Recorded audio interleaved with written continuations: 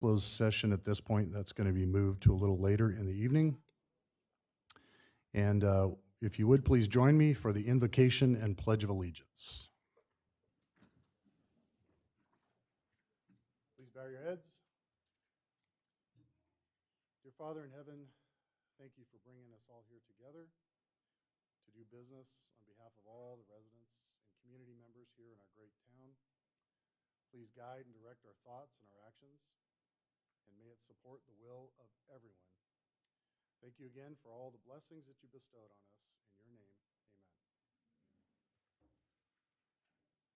I pledge allegiance to the flag of the United States of America and to the republic for which it stands, one nation, under God, indivisible, with liberty and justice for all.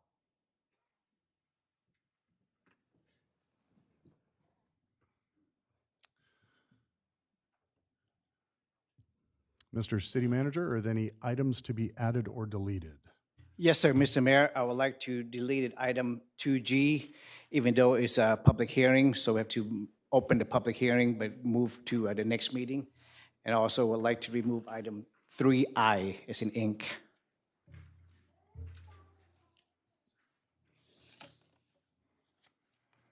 Okay. Just, so we're not going to discuss 2G? No, sir. Okay. Yeah. But because it's a public hearing, we have to open for people that are not available for the next city council.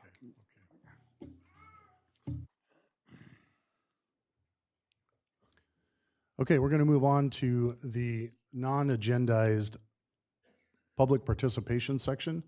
If you would like to speak on a non-agendized item, please record your name on the tablet in the back, and we will recognize you. Madam Clerk, I know we have one. Milford? We have 5 speakers. First one is Milford Harrison. And I don't see him. Remember you said I'm supposed to see him. I don't see him up here.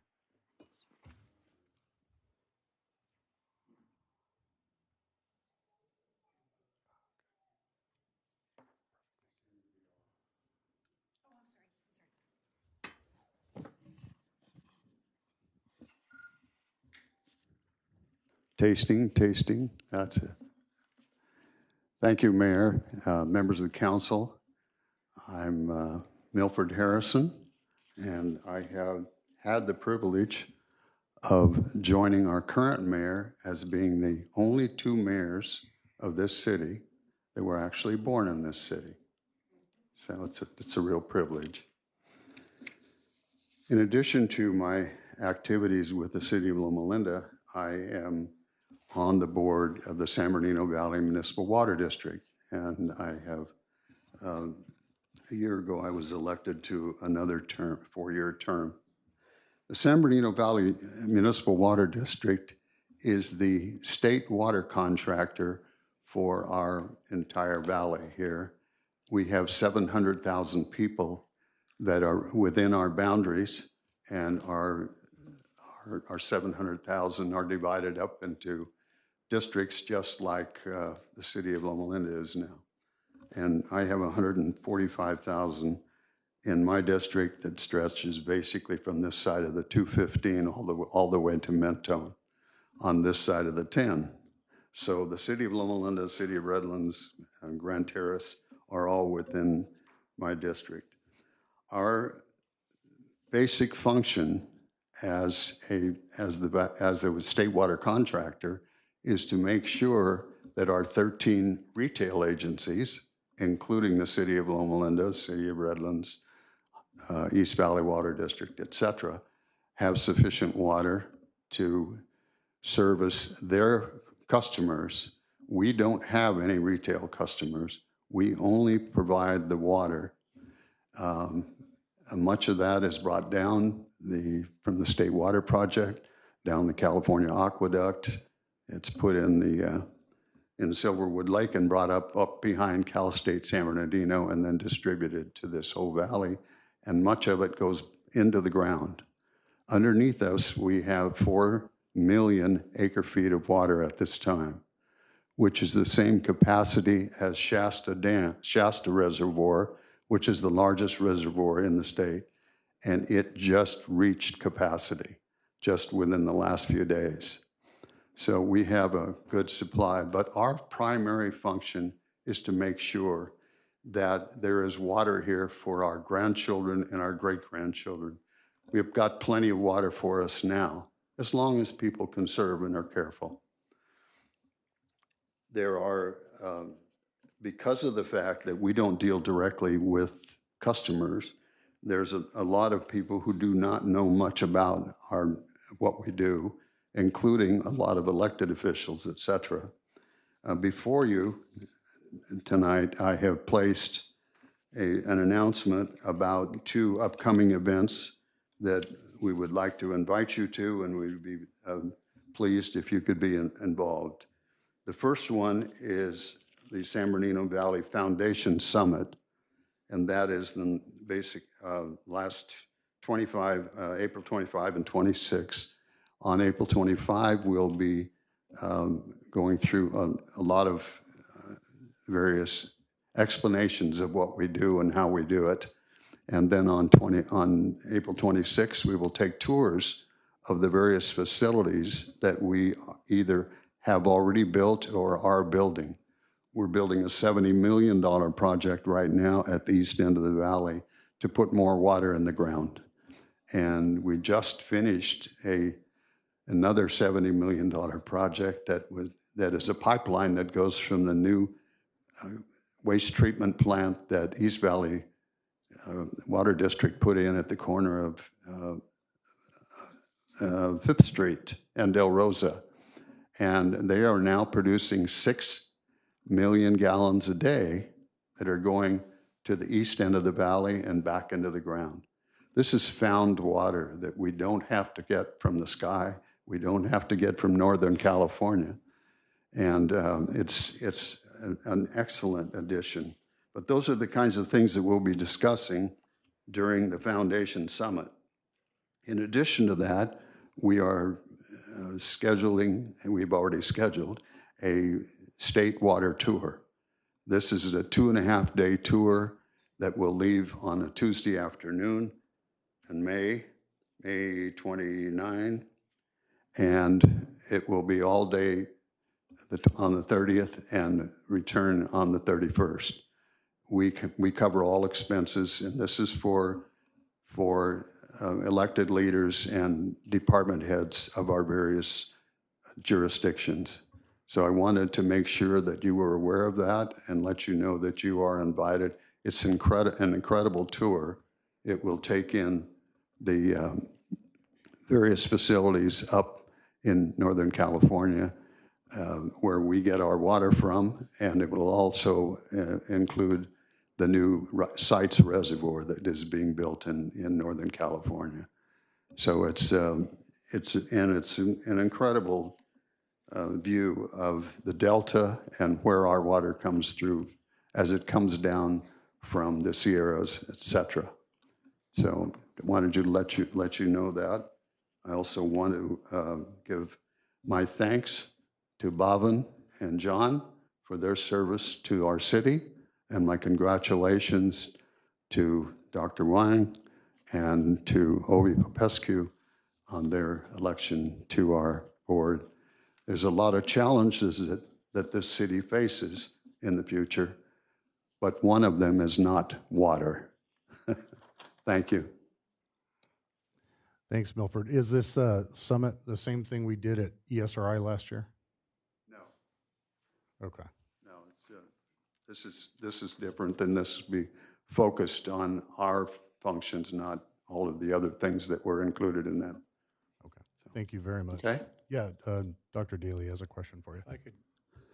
One of the things I learned when I started learning about all this water conservation and storage and so forth is that the water that we're sitting on, we've had a robust year for water and snow and so forth in Southern California. But I learned that if our water levels get too high or too close to the surface, there's a potential for a liquefaction issue. Do I have that straight? Yes. And obviously, you're our representative for the person that's monitoring, or the company that's monitoring all of that. Where are we at with that? We currently have right at 4 million acre feet of water under us. We have a capacity for 5 million acre feet. And it takes a long time to add another million. And one of the reasons it takes so long is because the city of Loma Linda keeps taking water out. So it really has a balance. But yes, there was a time when this big post office that's down on Redlands Boulevard was on East Street, and they had to shut it down because their basement kept filling with water. And they couldn't afford to keep the pumps going. And I wasn't involved with this, but they were considering a Lakes and Streams project where they were literally going to put canals in San Bernardino with this. But that's been a long time now. So we're not in any danger of this, but it's monitored constantly. Yeah. We take readings from 3,000 wells and so forth. So, thank you. Good job. Thank you, sir. Thank you.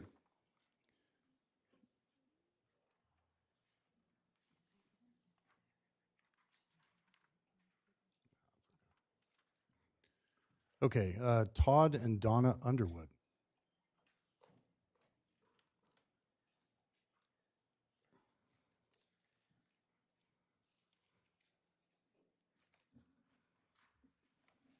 Good evening, Mayor and members of the council. Thank you for giving us an opportunity to speak this evening. We're back to talk about a common problem in most California cities, and that's our homelessness. We were here in October, and I'm happy to report that I'm seeing some improvements in the amount of graffiti in the Veterans Memorial Park on Bryn Mawr. It seems there's not as much loitering. The park is in great shape. It looks clean, and I do see our police department patrolling. So I'm happy for that. 2 or 3 major concerns, though. One, there's a vacant home on First Street. The fire department, I believe, has been out there twice. I can assure you there's nothing good going on there. And I wonder how long it would take to get that property scraped or have the property owners take care of that. Not only an eyesore, but a safety hazard, in my opinion. And Donna has a few pictures here. We won't take long. Is that the burnt out one? Yes, sir.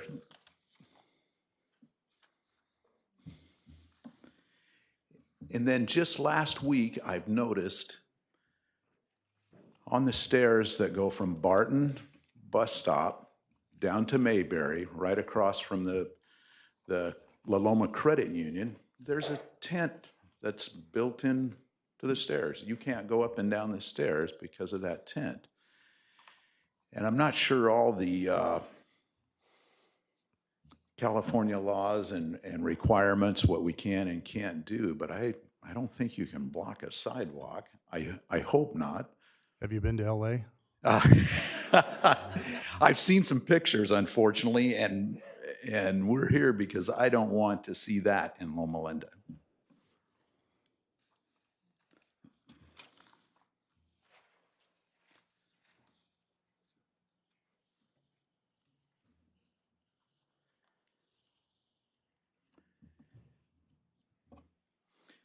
The last item is I've noticed trash along the railroad tracks, and it might not be the city's jurisdiction. I don't know how far from the tracks that the railroad picks it up, but they're dumping along the tracks there on Beaumont.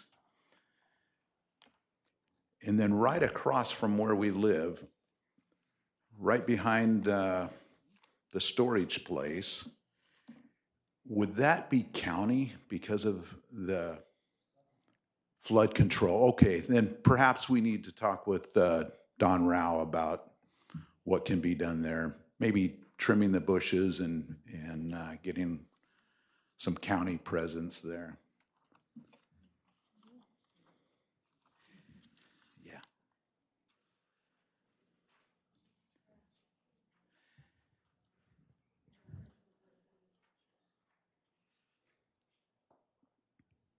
There anything that you recommend that we do as homeowners and citizens of Loma Linda? I recommend you call, and if you see Okay. things, call. And if we can address them legally, we'll address them. Most of the time, what we're restricted to is offering people services. Okay. There's a Ninth Circuit decision that affects most of the Western United States. It's called the Boise decision, and it's actually getting ready to be heard by the Supreme Court. And most everybody in government is hoping that the Supreme Court will rule a certain way on that, Okay. because it really does hamstring government to a certain degree, in what is considered public area and public right-of-way. But I think the argument in front of the Supreme Court is, what about everybody else's rights to freely move and enjoy the services that they pay taxes on, essentially? So I think everybody's just kind of waiting for that to happen. So there are limitations of what we can do, but just call, because you never know. Sometimes these people are on parole or probation and other things. Sure. that you'd be surprised. And so if our deputies come out and they talk to them, maybe they've got warrants or things like that. Or maybe they really are in need of help, and they'll offer them services. And if they're willing to accept the services, sometimes we house people also.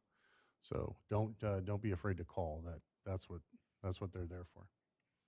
Just two comments. Thank you for bringing your concerns to us. I've been in several conferences and settings where the issue of homelessness has been discussed at considerable length. I don't know if you're familiar with the kids' game Whack-A-Mole, but most people feel like that, trying to control the homelessness issue, pick your city, is like playing Whack-A-Mole. So what you take care of here suddenly pops up over here. The second comment is, I don't know, some time ago, the city thought we were doing a good thing, cleaning the homeless people up from around railroad tracks were adjacent to our city. And railroad wasn't happy about that. Yeah. My goodness. So Santa Fe came out and stopped us from doing it and said, no, this is our territory, leave us alone. Okay. So it gets political and Oh, complicated. sure. But thank you. Okay, very good. Thank you. I appreciate it. Thank you for bringing the information up. Okay, Mr. Alex Beltran.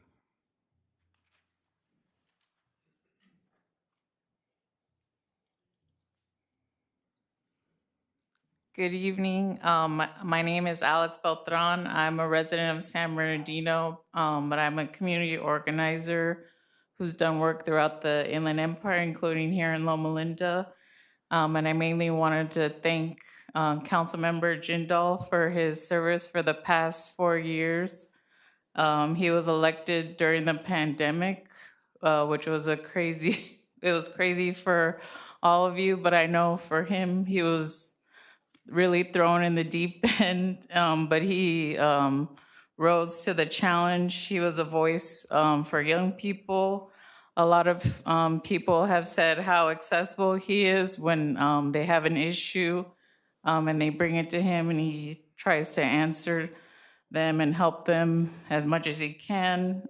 He's been a fierce advocate for climate-friendly policies and helping small businesses, because him and his family used to own a small business. So we really appreciate all the work that he's done for the city and for this region. And I hope the new and continuing council members will continue to try to implement a vision that'll support young people, activities for young families. There was a young resident of here.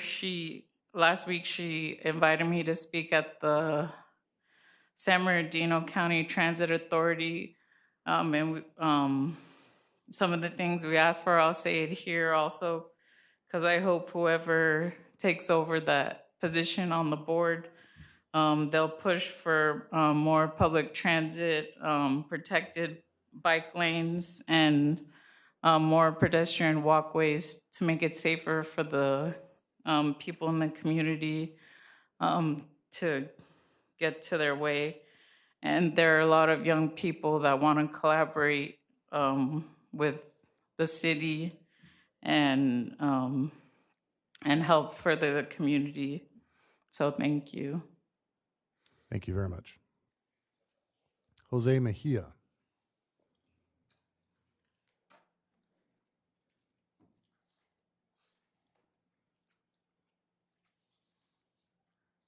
Hello. I got here a little bit late, and I was here to discuss the new project that's on Park Avenue. Was that moved over to May? We are going to have a public hearing on it, so if you stick around, you can still speak on that item, if that's what you'd like to speak about. Yes, that's what I'm going to speak on. Okay. The clerk can help you resubmit, and we'll come back. All right, thank you. Susan Montanaro, I'm sorry.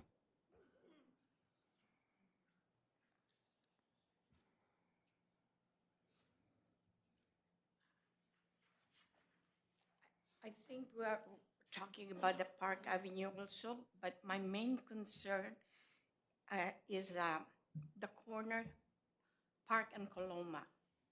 I've been in residence in there since the 70s. So I got old in that place. And that place have changed. Since the turn of the century, that place is not safe anymore. First, okay. In 2009, there was a chase in Freeburton, and the guy jumped off in the car, his car in Coloma. He jumped on my fence. He threw the gun in my front yard. And he was thinking he's going to jump on the back fence. But because that corner has so many trees and shrubberies, he got caught. Okay. And then after that, my son was held up with a gunpoint in his head on his way to work at night, 10:30. The guy jumped on the fence and pointed a gun on his head and got his wallet. And I have noticed that when the neighborhood have changed, when there's so many cars in the street that's been parked, the quality of life, the security and the safety of the neighborhood is not safe anymore. That corner alone, there's so many cars that coming from the north side, coming in, make a U-turn. Today I was working in the street. In less than 1 hour, there were 3 cars coming from north that made a U-turn. And those cars would jump on the curve, hit the fence. Sometimes they would climb on they would go to the lawns, but it's always coming from the north, turning left side. Yesterday, the school bus almost hit somebody coming from the north in Coloma. The school bus was coming from the east, going west. And the car coming from Coloma is coming from north. So that corner is not safe anymore. And my main concern is that with the housing projects that are going to be there will not be enough parking space. They will be parking the streets. And the neighborhood is just going to go down. I have traveled all over the world and United States also, the only place that I haven't been in the Union is the Carolinas. And whenever they call me, they ask me where I come from, I always said, I come from California. And you know what, when I say I come from California, they always name 4 places. They know San Francisco, Malibu, Beverly Hills, and Loma Linda. And when they talk about Loma Linda, they always have this attitude, this smile, like it's a very wholesome place. And they ask me is it really like that? Yes, when I was a few years back, it was, but not anymore. But then the whole California is that way. So I'm here, my request is that I pray to God that Loma Linda Council, the mayor, you have a lot of responsibilities on maintaining the safety and the security of the community. And not only that, the impact of the neighborhood. And I would like also to thank our public safety officer, because I have a complaint a few months ago, and he really took care of that. I always clean my front of my house, and it's lately, I haven't seen any needles and condoms in the streets. And I really very grateful for our public safety officer for doing something to improve the safety of the neighborhood. So I thank you, and one thing I want to tell you also is that I don't only clean my streets, I also pray for you people. I hope you will not turn, I pray that you will not turn to be like the people from Sacramento, because if I think about our legislature in Sacramento, I feel like the people that was inside the asylum is now running the asylum.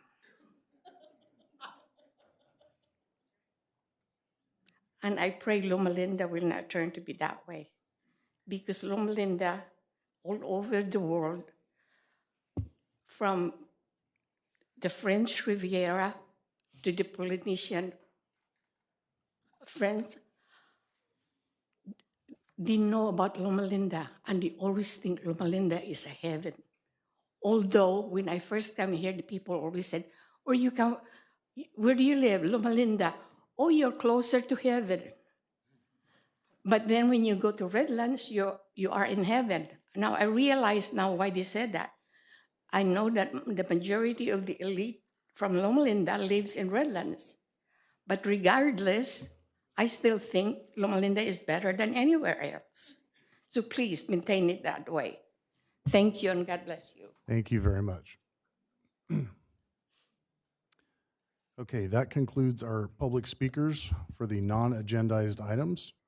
Like I said, we will bring 2G back to hold the public hearing, even though we are not going to continue with that project tonight.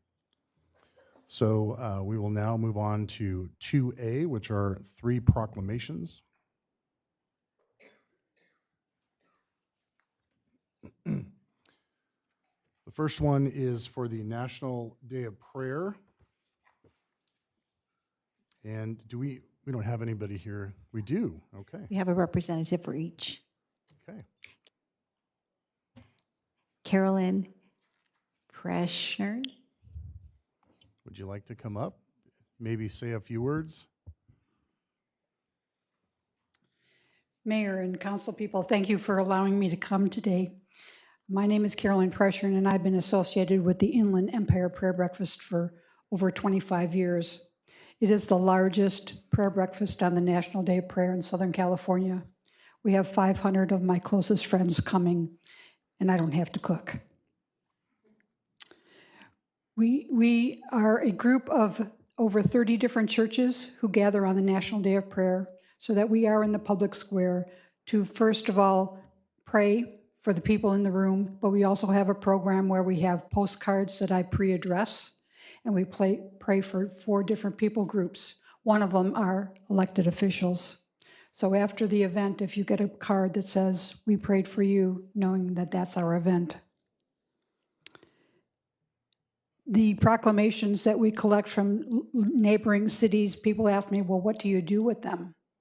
Well, first of all, I like to contact everybody and get to know you, but also I get to have them on display at the event, where we encourage people that are there in the event to look and see if in fact their city is the one who's proclaimed National Day of Prayer for May 2nd.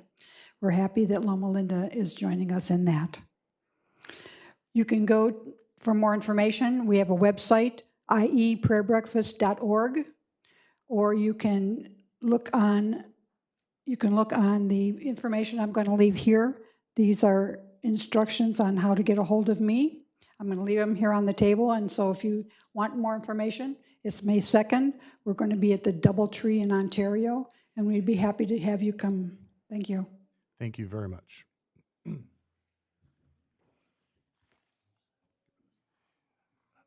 You can come on up here and we'll just give you this now so that way.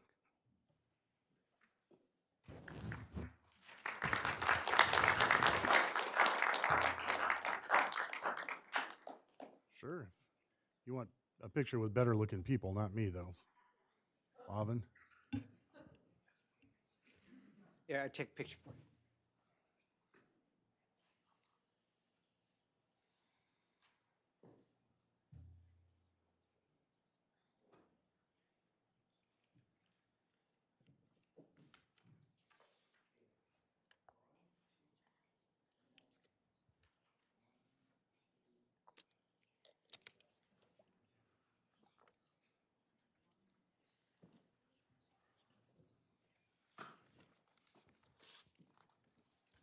Okay, our next proclamation will be for the Ronald McDonald House 2024 Walk for Kids Relay on April 28th. We have Marlene Abel Bissy. I'm sorry with the last names.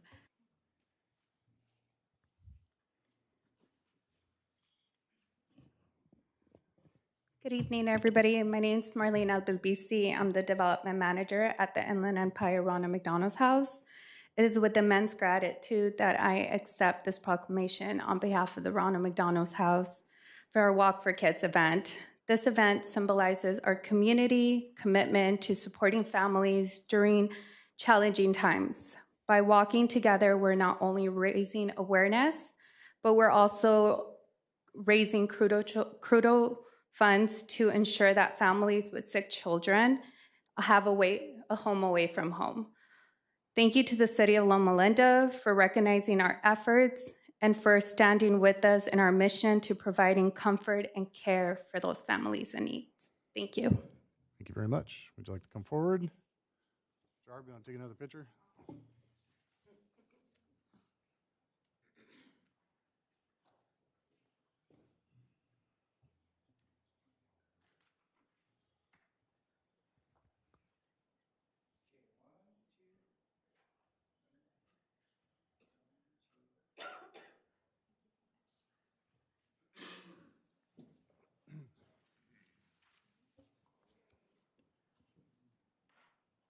And our final proclamation is for the DMV One Legacy Donate Life Month, which is also April.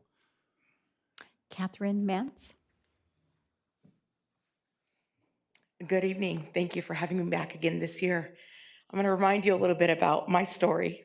So I'm a donor mom. I'm actually the mother of 3, one of whom will forever be 11 years old. My son Christopher was an amazing little kid. He loved Batman and Legos, and Thomas the Train was everywhere in our house. 6.5 years ago, we lost him to a tragic accident in our home. They did everything they could to save him. Here in Loma Linda Children's Hospital, Loma Linda will always hold a very special place in my heart because it will always have a piece of my heart.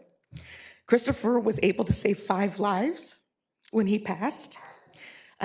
Both of his kidneys, his liver, his pancreas, and both of his heart valves. There are now 5 families, whole and healthy, living their very best lives because of this amazing gift. Thank you for recognizing the importance of organ, eye, and tissue donation, and for allowing your community to know what an amazing gift that is. Thank you.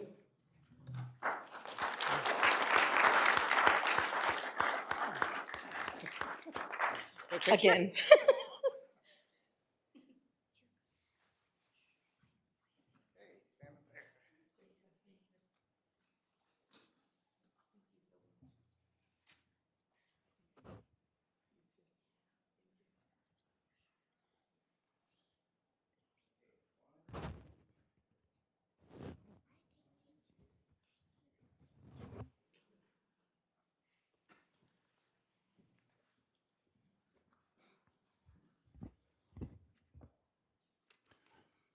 Okay, moving on to 2B.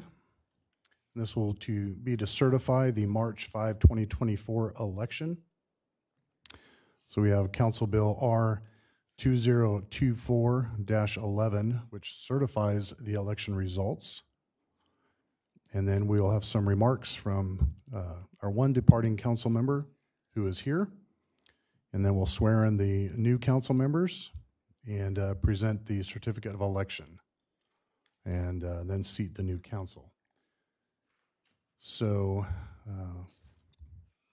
should we move the council bill first? Yes, please.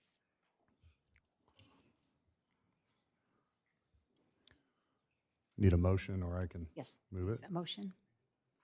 Yeah. Do you want to read the council bill, or? Oh, no. The motion is to adopt Council Bill R-2024-11. It's a resolution of the City Council of the City of Loma Linda, California, reciting the fact of the primary municipal elections held on March 5th, 2024, declaring the results and such other matters as provided by law. I'll move it. A first and a second. I will take the vote by roll call. So the motion is to approve the resolution R-2024-11. Councilman Jindal? Councilman Daly, or Mayor, Mayor Pro Tem Daly? Aye. Mayor Duper? Yes. Motion carried. Thank you. Thank you. Moving on to remarks. Mr. Jindal. Thank you very much. All right, I was originally intending this to be a minute and a half, but then I got thinking and got a little more of a speech than that, so bear with me. So as many of you know, in the past month, I've had a significant time to reflect on government and what public service truly is and where I first started. What I haven't stated publicly is how far back it actually goes. So about 18 years ago, when I was in 6th grade at De Vallejo Middle School in San Bernardino, my public service began. I'm hoping everyone here is familiar with Cadet Corps. If you're not, you might be familiar with ROTC. Cadet Corps is basically a branch that teaches students in middle and high school how to be better citizens and how to serve our country. So we had one individual from Cadet Corps come to my PE class, and he threw a paper plate on the ground.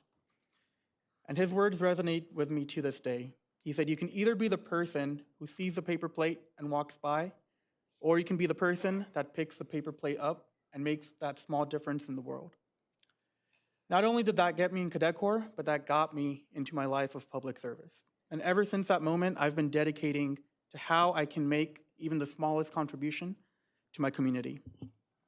Whether that was in high school, when I was in Key Club and I organized many projects, I had the fortune to be a part of many projects that helped this region, or if in college, where I wanted to make a difference with the Cal Grant reform.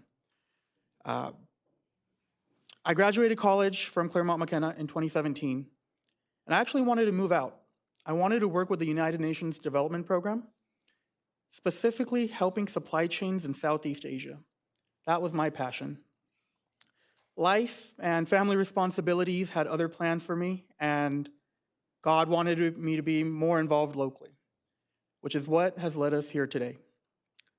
As I depart, I reflect on these learnings that I've had over the past few years, and there are some key groups and individuals I want to thank. The very first contact with the city I had is with firefighters, specifically Chief Harker and Nate Boucher for being my first resource, teaching me the intricacies of what actually goes into the city, the different components of it, some of the challenges we faced, and some of the challenge we would face in the future. When I was first elected, many of you know I have a lot of passion in sustainability. The firefighters helped with the community garden. So before, the community garden was just a place that had a few plants here and there. But with the firefighters' help, with city staff help, we've made it a key feature of the city. And I'm really proud of what that has become. Most of that has been thanks to the firefighters. That's not the only amount of work they put in the community. They also have leadership programs. They work with seniors, and they work with veterans. That is a true pillar that we have to appreciate. Second, staff. So our staff is one of the hardest working staffs that we have that I've met in this county. When I first got on, as you can imagine, there are a lot of different topics that come up, even with a small city such as Loma Linda. The staff was more than willing to show me and lead me towards the path of understanding these issues. Something small like the water infrastructure, where I learned that life is not like The Walking Dead. If something happens even for 10 minutes, the whole city goes down. And it's because of our staff and their diligent work that we are able to maintain our infrastructure and make sure that our community has the proper resources they need to thrive. Our finance team, headed by Sonia, for crunching the numbers and entertaining me on some thoughts I've had of how we can potentially make the city a better place. Lorena, always thinking outside of the box. She has some great ideas that hopefully will come to fruition the next year or two that I think will make our city even better. And that's what we should strive for, is how do we keep becoming better and better. Lieutenant Smith, for showing the intricacies of law enforcement, gave me a tour of the different facilities we have. Some of the issues that I thought were simple turned out weren't that simple, and it's that knowledge that has helped me make decisions and determine how we should allocate our resources. Karen with the Chamber of Commerce has been a great resource for me personally, bouncing ideas of how we can introduce business to this community, make this community more livable, and how we can, again, make the region, not just Loma Linda, but the region, a better place to be. Want to thank Mayor Duper and Mayor Pro Tem Daly. Dr. Daly was the first ally I had. He was the only council member at that time that had picked up my call, and he had walked me, again, just through some of the challenges he's had, made me realize that I'm not the only one that doesn't understand everything on day one. It took him many years, and that kind of made me feel better. Mayor Duper has been a true mentor for me over the past few years. He spent time outside of these meetings showing the intricacies of government, not within just Loma Linda, but the region, state overall, especially when it comes to law enforcement, the different challenges they faced and how they need our support so they can continue to thrive and us along with it. I also want to give thanks to Assemblywoman Eloise Reyes and State Senator Rosalisa Ochoa Bogue. Both of them have given me insight of the regional politics and regional issues that are at play and given me an opportunity to be a part of that. I want to thank the voters for the opportunity for the last 4 years. It has been great, especially the learning experience that I've had. Not only have I been able to be involved with the city council, but also key issues that are close to my heart, such as being with the SBCTA, again, going back to that interest in supply chains, or with the state, representing Loma Linda by being on the League of California Cities committees.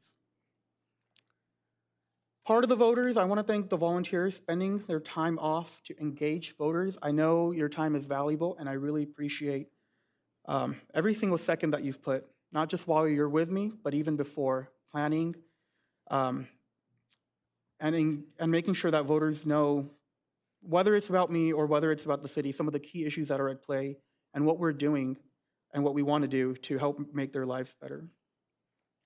Thank you specifically to Alex, who recently spoke. Alex was actually my tutor in high school. Thank you for being with me from the very beginning and you've always been there at my side, and I will never forget that. Dr. Rhonda Spencer Wong and Dr. J.C. Belliard out in the public, thank you for running very professional campaigns.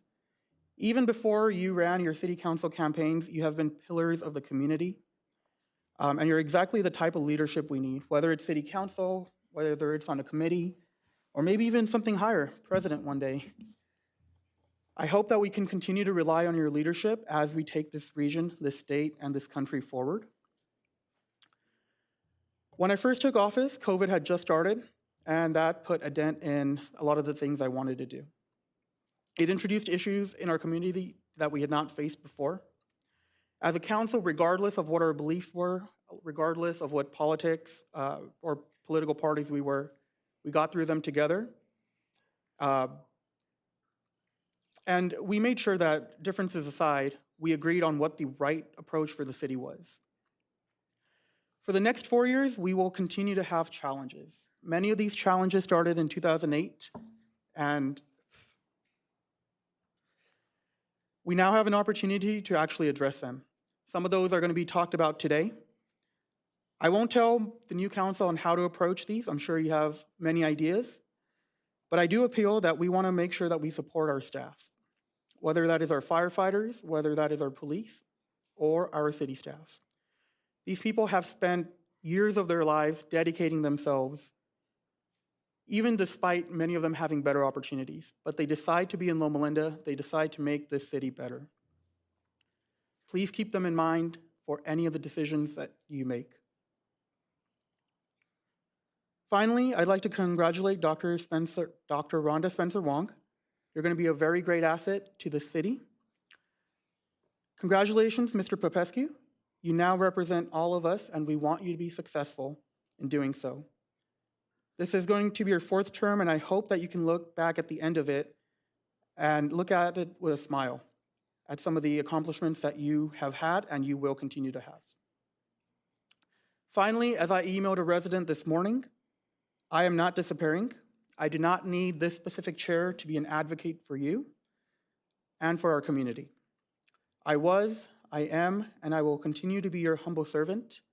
Please reach out with whatever I can help, and I continue to build a brighter future with all of you together.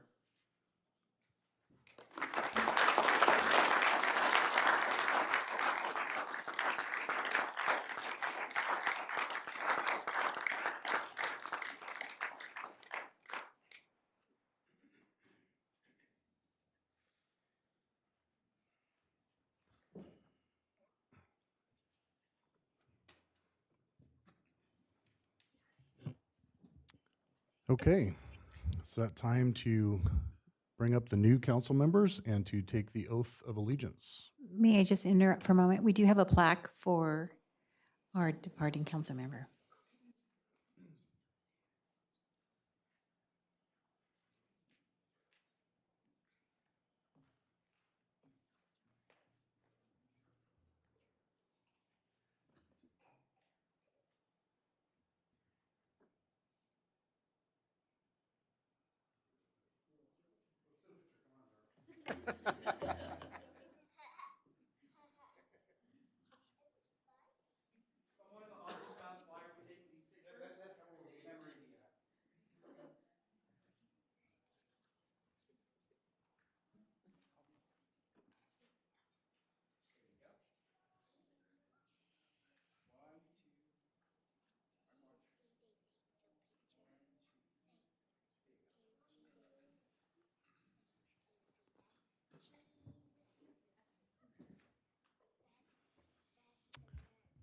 Okay, Madam Clerk, how do you want to proceed?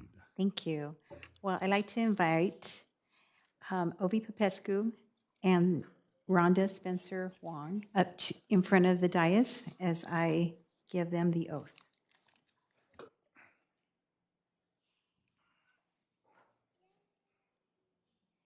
And those of you that want to take pictures or video, you could come to the front and do that, and we'll get out of the way of the background.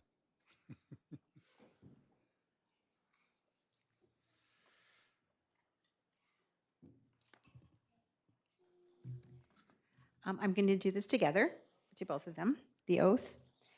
So can I please have you raise your right hand?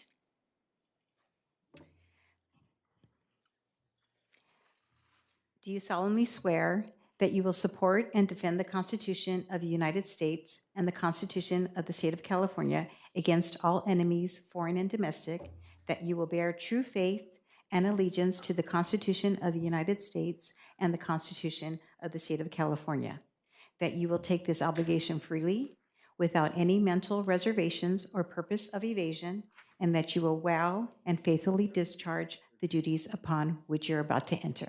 Please say I do. Thank you. And I will have you sign the oath.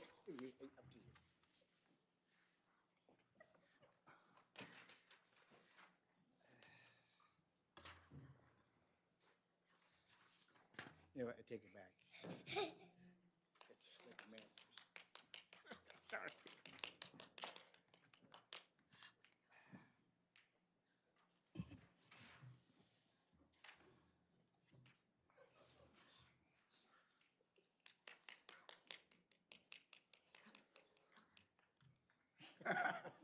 Thank you. And I will also read the certificate of election. I, Lynette Arreola, Clerk of the City of Loma Linda, State of California, do hereby certify that at a general municipal election held in said city on the 5th day of March 2024, to Rhonda Spencer Huang and Ovidiu Popescu was selected and elected to the office of member of the City Council as appears by the official returns of said election and the statement of votes cast now on file in my office. In witness whereof, I hereunto affix my hand and official seal on the 9th day of April 2024. Thank you very much. And I have a pin, although Ovi may already have one, but I have one.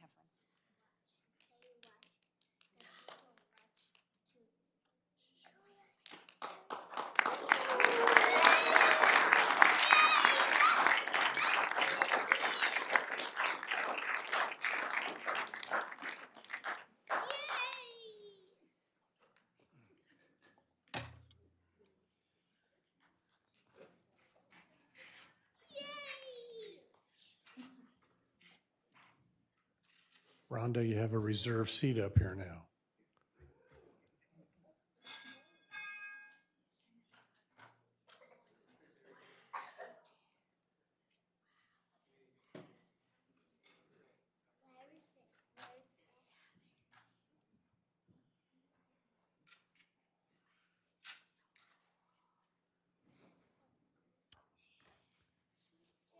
Okay, we will also invite the new council members if they would like to make some remarks.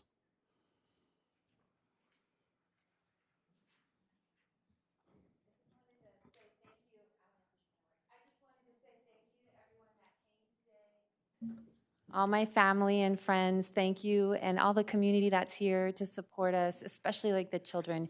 Thank you guys so much for coming out today.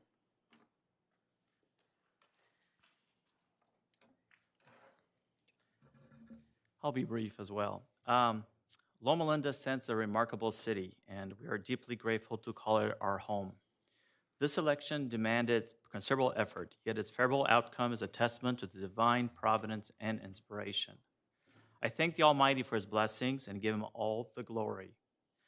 4 years ago, when I lost re-election to the City Council, I felt like there was still more work to be done in our community. Having lived in Loma Linda for over 40 years, I know what makes our city special, and I care deeply about its future. Deciding to run for City Council again was not easy, but with much prayer and support from my wife, family, many friends, and colleagues, I took the plunge. I want to thank everyone who donated their time, money, and their yard for one of my signs. I'm truly humbled by the support of our citizens and attribute this success to God alone. Our community is facing some major issues and unique opportunities. I believe my prior experience as a city council member, my experience in the private sector, and my longtime community involvement has prepared me to address this next chapter. I'm ready to roll up my sleeves once more and get to work. I look forward to building on the successes of the prior councils. I want to thank Mr. Jindal for his time here and Mr. Leonard, who's not here right now, as we get ready to do the people's business. May God bless this city and our country. Thank you.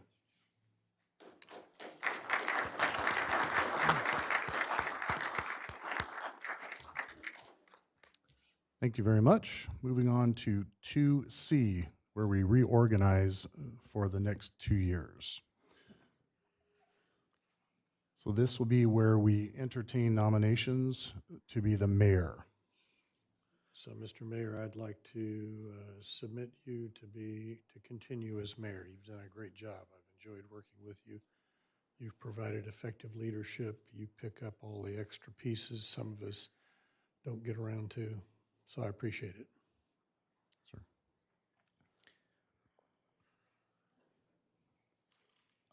I would second that. However, I would think it would be appropriate for all of us to be present when we reorganize. Dr.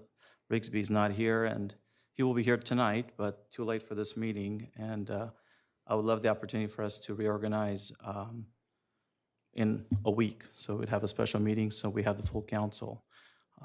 I just think it seems appropriate since we're going to be voting on mayors. I don't think anything's going to change, but just for the sense of continuity of having everyone here present, that would be great. And, you know, we're going to be discussing committees and things of that nature, and he sits on some of the committees, so it'd be nice for him to be present. So that would be my... If I can respond to that, I understand your point. It's a valid point. Some of us have made plans around this very meeting. And so to schedule extra meetings is going to be problematic.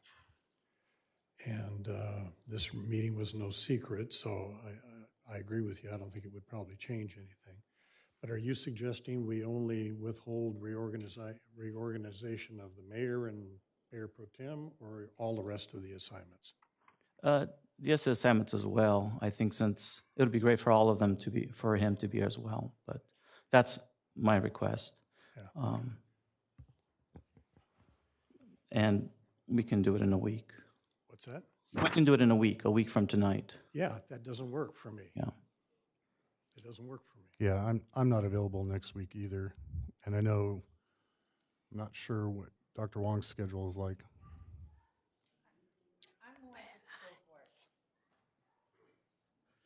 Yeah, I'd say we just go for things. What's on the schedule, just stick to the schedule.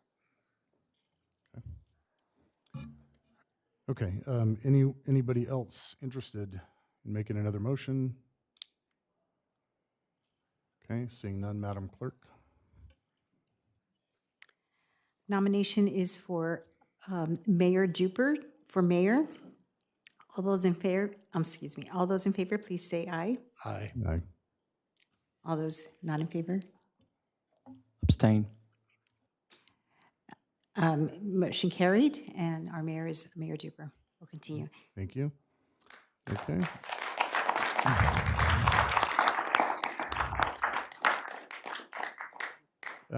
You know, just one quick comment, and I believe this from the bottom of my heart, that we are all the same, we are all equal, and you know, the position of mayor in a town like this is really just more a ceremonial thing, and I'm very proud to work with a council where everybody cares deeply about the city, and we work to move those things forward. So I appreciate it. I just want to keep moving and keep working, and we have a great council, so thank you very much. I would make a nomination to continue Dr. Daly as the mayor pro tem, and that's based on his years of experience here, and he has been the guy who jumps right in whenever we need something, and he's done a phenomenal job. So I would make a motion to keep him in his place. This isn't predetermined. I'll second.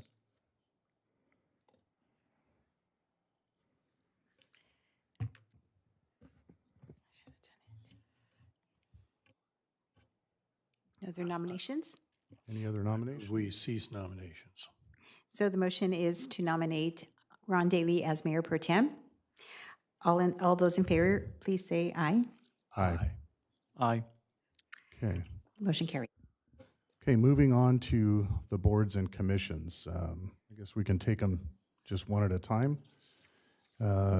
SBCTA, Dr. Daly has been serving as the alternate to Mr. Jindal since we had to do some reorganization last year. And so I believe he is the most current on some of the issues and things that are going on there, and would recommend that he be appointed into the full seat on SBCTA. I'll approve that. I would also request, I wouldn't mind being an alternate to you if you allow me to do that. Sure, yeah, that's fine. That makes sense. Dr. Wong, what do you think? And if we can just talk, because the next one is Omnitrans. I've been on Omnitrans for several years and been very involved with that board. The San Bernardino County Transportation Authority, the one we're talking about now, works hand in glove. And so after my years on Omnitrans, I'd appreciate trying to blend those two, the issues that those two organizations are dealing with. So I would look forward to this, but then I can't take on too much more responsibility, but this is one I would make. Okay. Dr. Wong, are you interested in serving as the alternate on that board? Or the Omnitrans? So when you speak, thank you. Meet at 8 a.m. the first Wednesday of every month. For So Omnitrans? that would be the No. time commitment. No, not Omnitrans. Mr. Popescu, is that something you can do? Do you attend often? I guess I can be alternate. I'm not sure I've missed That's more fine. than one or two meetings. I know it's a passion of yours. That's fine. I I can be enjoy alternate. transportation. Okay. All right. Inland Valley Development Agency. I am currently the chair of that organization for another year. But of course, it's up to the pleasure of this council. Dr. Rigsby is a longtime member there. He's very embedded in that organization as well. And we actually moved some meeting times around last year so that he could attend based on his new schedule. So my recommendation is we keep the same folks on the IVDA. And maybe Dr. Wong, actually, since that's an after hours, maybe you could be an alternate on that. Sure, yes. Okay. Was that a motion? Yeah, that's a I'll motion. second it. Okay. We haven't voted.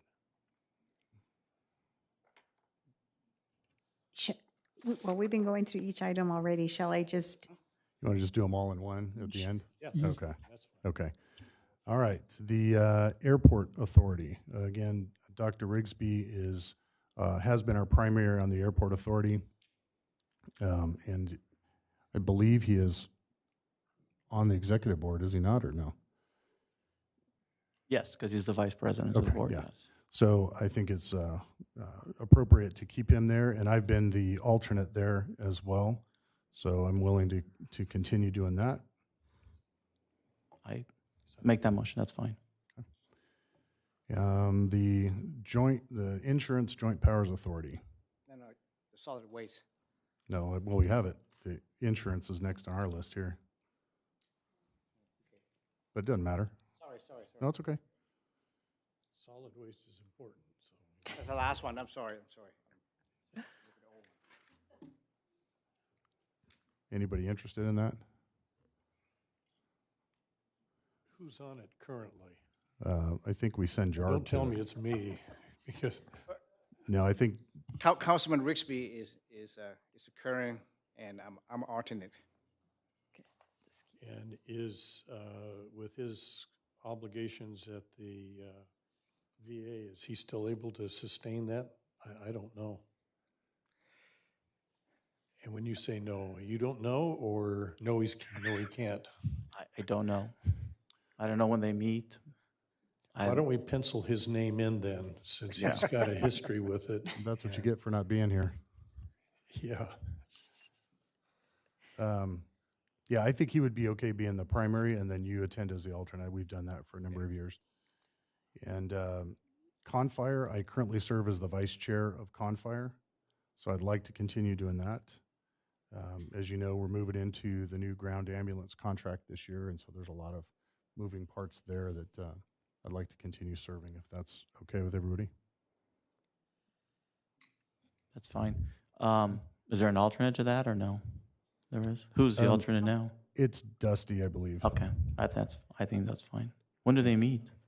It's not regularly. It's up to 4 times a year. Okay. So it's not too complicated. But he's been involved in that pretty heavily in previous years. And then SCAG. So do we know, is this going to be a direct offshoot of SBCTA? Meaning that it's going to be a meeting right after SBCTA, most likely? SCAC is usually meet like 1 or twice a year, so not very often, because it's the office in LA. So. Okay. Usually I attend that meetings. That works for me. Going to be the primary, and then Jarb. I thought they were going to start meeting more regularly and make that a thing after SBCTA. I think that was talked about, but maybe not. Jarb and I'll work it out. Okay. Unless, Ovi, are you interested in that? No. That's fine. I have no problem with it. I don't mind being. You said once or twice a year? Yes, but they have to go all the way to LA. That's fine. I don't have a problem with that. I'm available. Okay. So plug him and Jarb in. Okay. All right. Solid Waste Management Board. And why are there question marks next to it? My Because error. everybody wants it.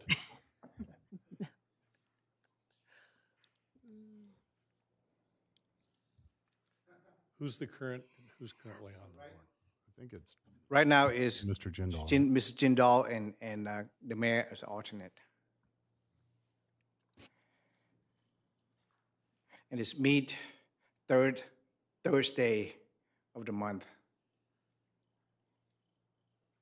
What are the hours? 2 o'clock. And I'd turn to the 2 new members and see if either of them have an interest in that. Not solid And- waste. Not solid. And again, I usually attend, my assistant attends. You want to?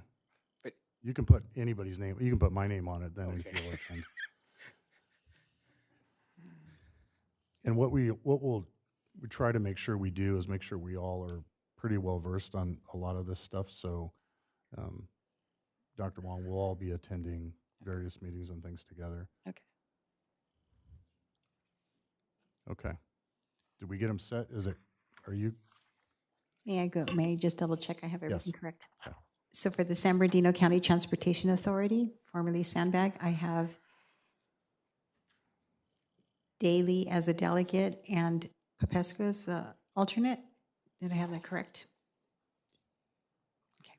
For Omnitrans, Mayor Pro Tem Daly and Council Member Popescu as the alternate. For the IVDA, I have Councilman Rigsby and Mayor Duper as the delegates, and the alternate will be Councilwoman Spencer Wang. The Solid Waste Management Board, the delegate is Mayor Duper, and the alternate is Councilman Popescu, or, I don't know. I think Oh, we're gonna Jarb? let Jarb go. Okay. The California Joint Powers Insurance Authority Board of Directors, I have Councilman Rigsby as the delegate, and the alternate is Jarb. The Confire, I have Mayor Duper as the delegate and Councilman Rigsby as the alternate. And for SCAG, I have Popescu as the delegate and Daly as the alternate. Is that correct? Okay, I have everybody. Thank you. Okay. Need a formal motion then for these to be approved? We can take a motion. I so move. Second.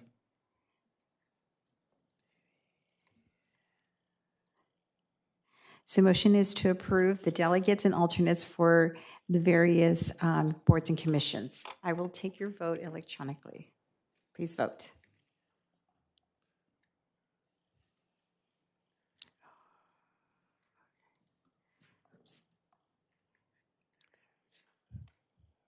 Motion carried. Thank you.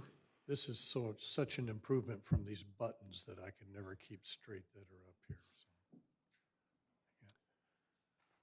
So. Okay, moving on to 2E, and I thought earlier was pretty sad and was a tearjerker, but this one's going to be probably equally as much. Kurt, this is to accept the resignation of Kurt Swigert from our Budget Committee and our Parks and Recreation and Beautification Committee. And Kirk's been a longtime fixture of this community, has kept Jarb in line for years and years, and has just been a great friend and supporter to all of us here. And we're really sorry to see you go. I'll particularly miss whenever you come to the meetings, you get all dressed up and ready to roll. And hey, it is what it is, you know? For 34 years and 3 months, this was our home. But my knees just couldn't handle a 2-story house anymore. So both my wife and I are scheduled for knee replacement surgery. But it's been a wonderful, wonderful 34 years and 3 months. Just loved every minute of it. Thank you very much for everything you guys have done for the city and will continue to do for the city. I don't make a comment. Yeah, just a comment. I mean, you and I have interacted on few different times. Committees and things. Yes. I especially appreciated you have the ability to both, on the one hand, be laid back, on the other hand, to make a decision. And I'm talking Parks and Recreation Committee when we had issues between the Pony League and the Little League, and yes. Yeah, we got through it. Yes. And I appreciated your leadership and your steady attendance and it was fun. It was a lot of fun. Yeah. A lot of work, but a lot of fun. Thanks, Kurt. I enjoyed working with you. Thank you. I've enjoyed working with you too. As a final recommendation, what are your thoughts on some of the issues we're going to be talking about later? Which issues? Which issue? Well, we're looking at the revenue issue and then the drive-through issue. I'm retired. Okay. Sorry. All right. Well, we have Okay, Kurt, I would like to thank you for all your support and your help through Park and Beautification Committees and the Budget Committees. Thank you. You're welcome. All right, we have a plaque for you. Another one?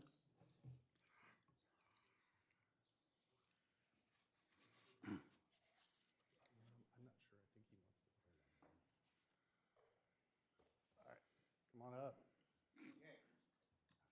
All right, Jarb. Make sure you get him from the waist down.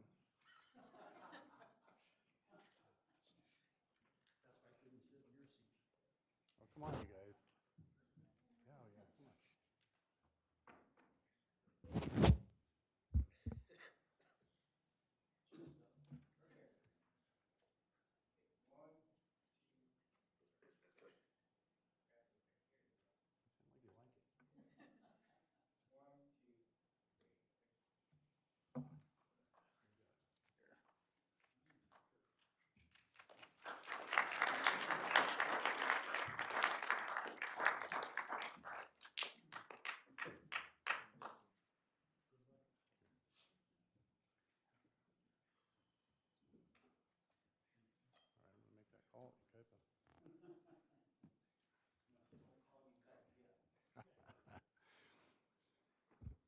Okay, thanks again, Kurt. Moving on to 2F, and this is the environmental justice element presentation. for our housing element. Good evening, Mayor and Council and members of the public. I'm Nicole Campbell, the Associate Planner for the city. So the Community Development Department is starting the process for adding a new element to the city's general plan. So tonight we are going to have a presentation from our consultants, Rami and Associates, who will be helping us prepare the element, and their efforts are funded by SBCTA. So we're excited to get started with this. The Attorney General Office has been closely monitoring our progress, so we're pleased to tell them that we're getting started and doing public outreach. So with that, I'll hand it over to our consultants. Hi, good evening. Can everyone hear me? It's a little bit low. I'm not sure what we got to do to get a little bit louder here in the room. Test, test. Can you all still hear me? Try again, sir. Hi, good evening. My name is Juan Reynoso. I'm with Rami and Associates. How about that? We can hear you. Just it's not great. So. Okay. I will project as much as I can, but I'll get started. So thank you, Nicole, for that introduction. Again, I'm with Rami and Associates. Sorry, we're going to request that the captions be turned on. Oh, yes. Go ahead. RITs. Do we have that? I'm not sure we have that. And if you can increase the size of the text as well, that way it's legible. Yeah, I'm not sure we have that capability. Have that feature.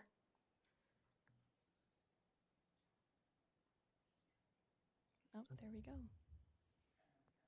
Caption. Can you change the settings to make the captions bigger?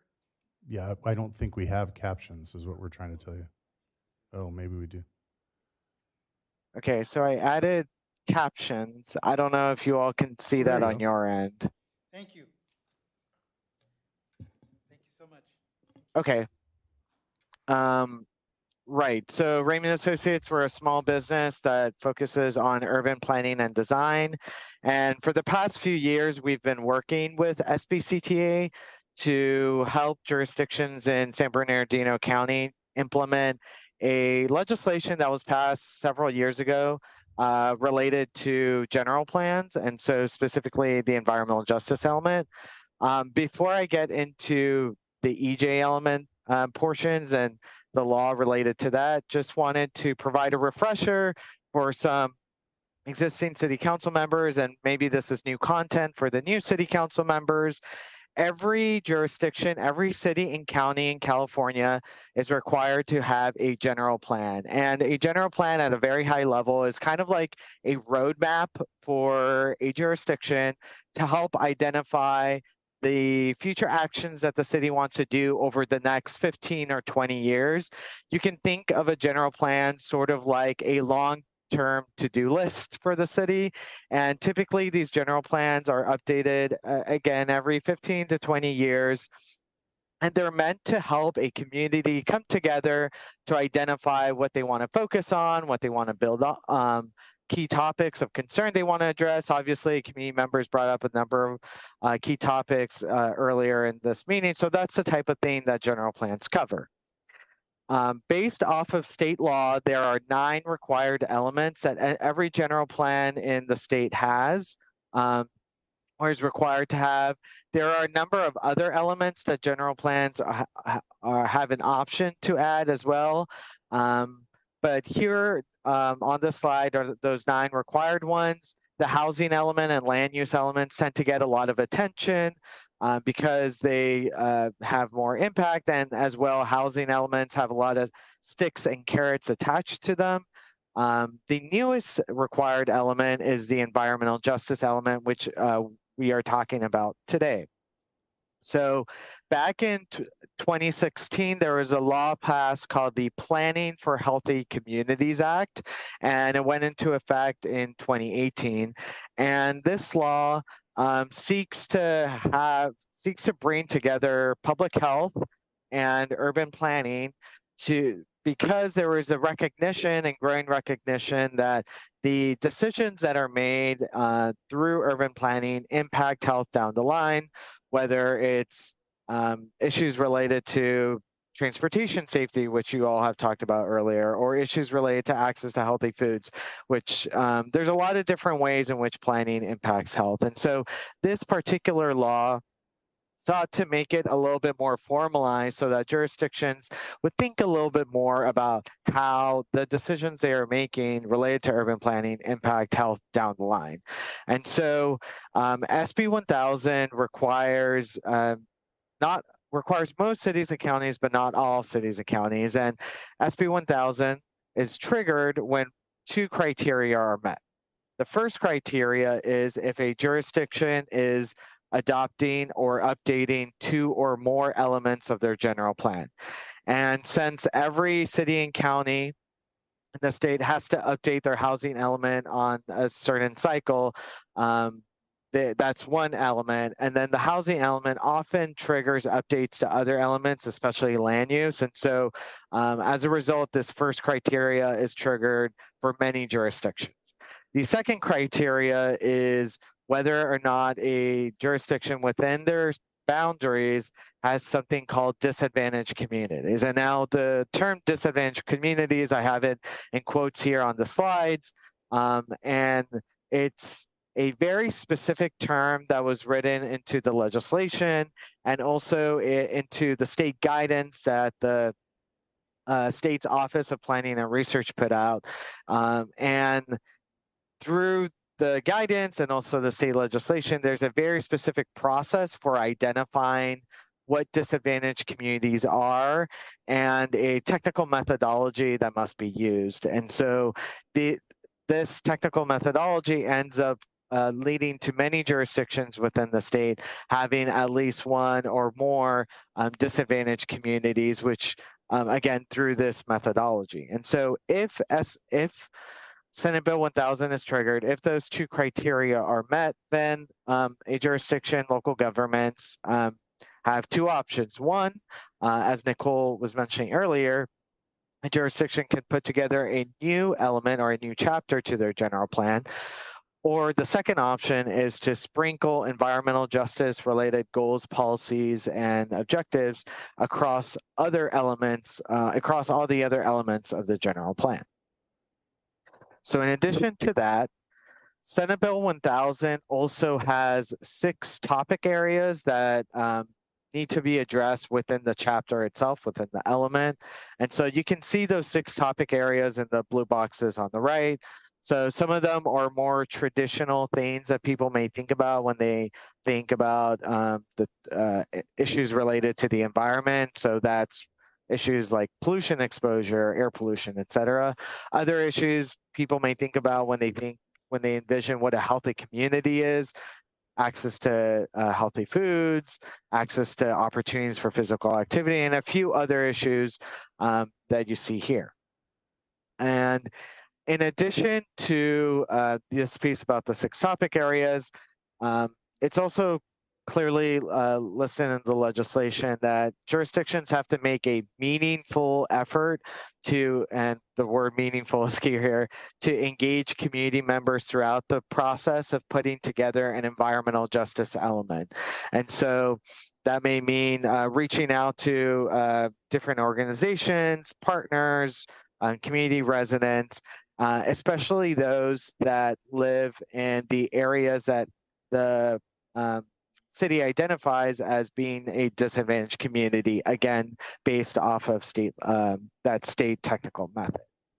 And so for the past few months, we, through funding that SBCTA has provided, have been working with city staff on phase 1 of the environmental justice element. So it's very preliminary work around doing the analysis of identifying where the disadvantaged communities are in Loma Linda, as well as doing a survey, community survey that is still open and will continue to be open through the end of May. And then the next phases are more around doing more in-depth community input and getting more nuance in terms of some of the results that we get from the survey. So that might be in person, more in-person engagement, maybe focus groups, pop-ups in key places throughout the city, as well as meeting with all of you and the Planning Commission and study sessions to get more of your ideas on what ideas you have for those topic areas that I had on the prior slide. And then ultimately the final phase is through actually writing of the element. And so before I go to Q&A and see if you all have any questions, I just want to really emphasize that this is funding that SBCTA is providing to jurisdictions within the region. And I want to commend city staff at Loma Linda for taking advantage of this opportunity. Loma Linda city staff have been the only jurisdiction so far to take advantage of, again, this free technical assistance that SBCTA is covering and supporting jurisdictions within the region. And I also want to commend city staff for being more proactive in terms of working to get this project off the ground. A few of your peer jurisdictions in other parts of the county have received more stringent oversight by the AG's office, the Attorney General's office, and have received letters threatening lawsuit. And so I think Loma Linda has been more proactive and hey, we heard from you, AG's office, and we're working to get this adopted as soon as possible. And so with that, I will open it up to any questions and see my colleague Eric Yurkovich is also on the line, and we're here to answer any questions you all may have. And with that, thank you. Since this funding is under the direction and come through SBCTA, I'm wondering if Councilman Jindal has perspective or comments on it.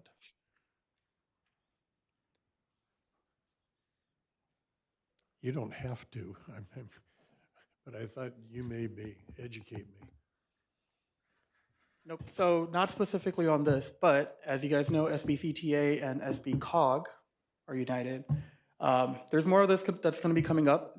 Not enough cities are taking advantage of it. So again, want to commend city staff for that. There are a lot of grants that are coming down the pipeline. So I'd encourage that we go forward, and it's free. Might as well do it. So. Yeah, thank you.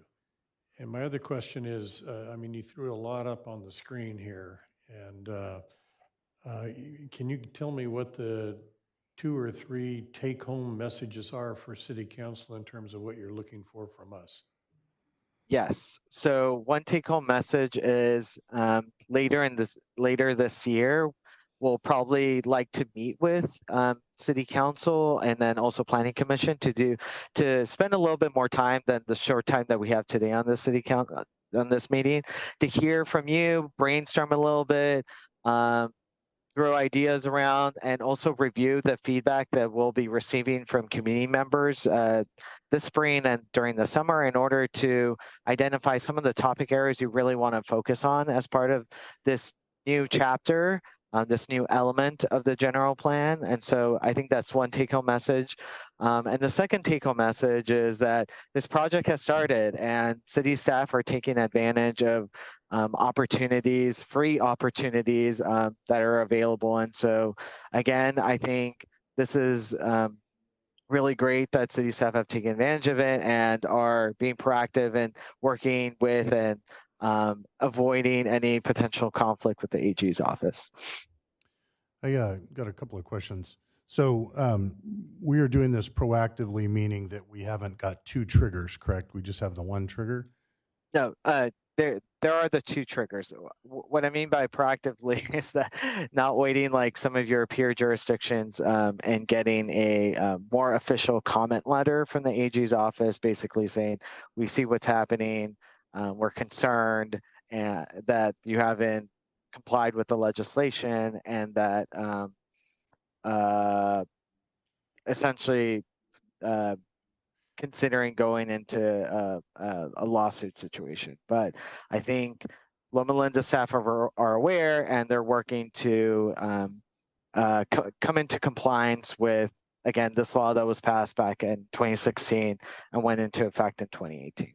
And then the second question I have for you is, what are the requirements for outreach? Is it outline specific, or is that kind of up to each individual jurisdiction? It is up to each individual jurisdiction. There's that phrase there about meaningful engagement. That's not clearly defined in any in the legislature or in any court case, and so it really is up to the city to show that they're making a meaningful effort to reach out to different communities within Loma Linda.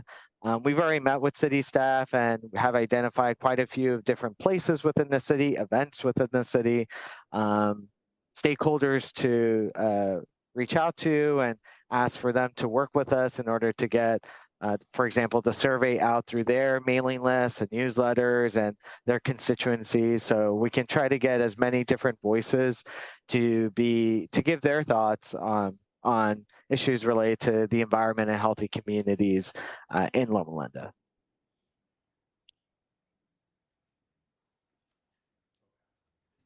Any other questions? Yeah, sorry, we're just having a little offline conversation. So about a month or so ago, I know the city took some proactive steps to put together a survey, and I think one of the things that came up that the council would like to do is to have some oversight or view into that, if that's the route that we're going to go.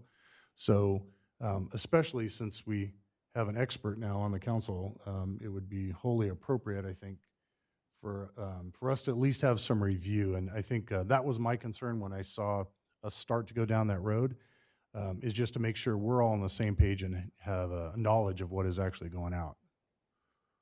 So are we looking for direction then from the council, or what are you guys looking for? This presentation was mostly to be informative. As long as we're not violating any part of the Brown Act, I don't see any issue with having input from council. Is the survey what's been identified as the most likely vehicle that we want to use then? Yeah, so we went forward with the survey, and Juan, maybe you can touch on that, just as to get an initial feedback from the public and just to reach a lot of people without having to do that public in-person outreach. Correct. And the goal is, again, during the later phases, to do additional outreach, whether that be pop-ups in key locations around the city, or maybe focus groups with key stakeholders or community groups, to get a little bit more in-depth community input beyond what someone might be able to provide in a survey, so that we can get more nuance and flavor to some of the ideas that community members are elevating.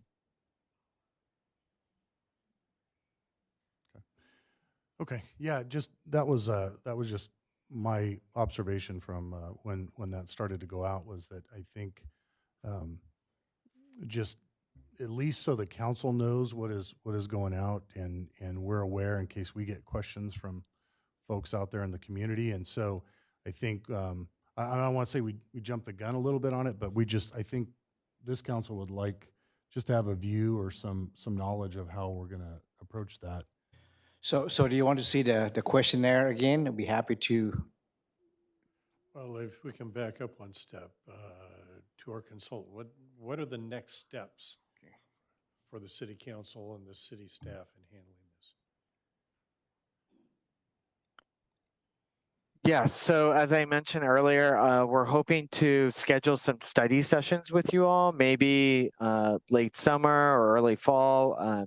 Still a little TBD exactly on the dates, in order to be able to review some of the preliminary engagement feedback that we're receiving, get your thoughts on it, and start brainstorming ideas for potential additional policies and goals to add to the general plan. So that's probably the next step for you all in particular. And if there's a subset of city council members, one or two, in compliance with the Brown Act, who want to be maybe a little bit more engaged, I'm sure As Nicole has mentioned, you all can reach out to her and provide more specific feedback before then as well. Well, if we are looking to put something out, I would like the ability for all of the council members to take a look at it and have some input. So I don't know if that means bringing it back to a council meeting or disseminating it out to everybody or what. I'm not sure. If Diane, how can we do that without?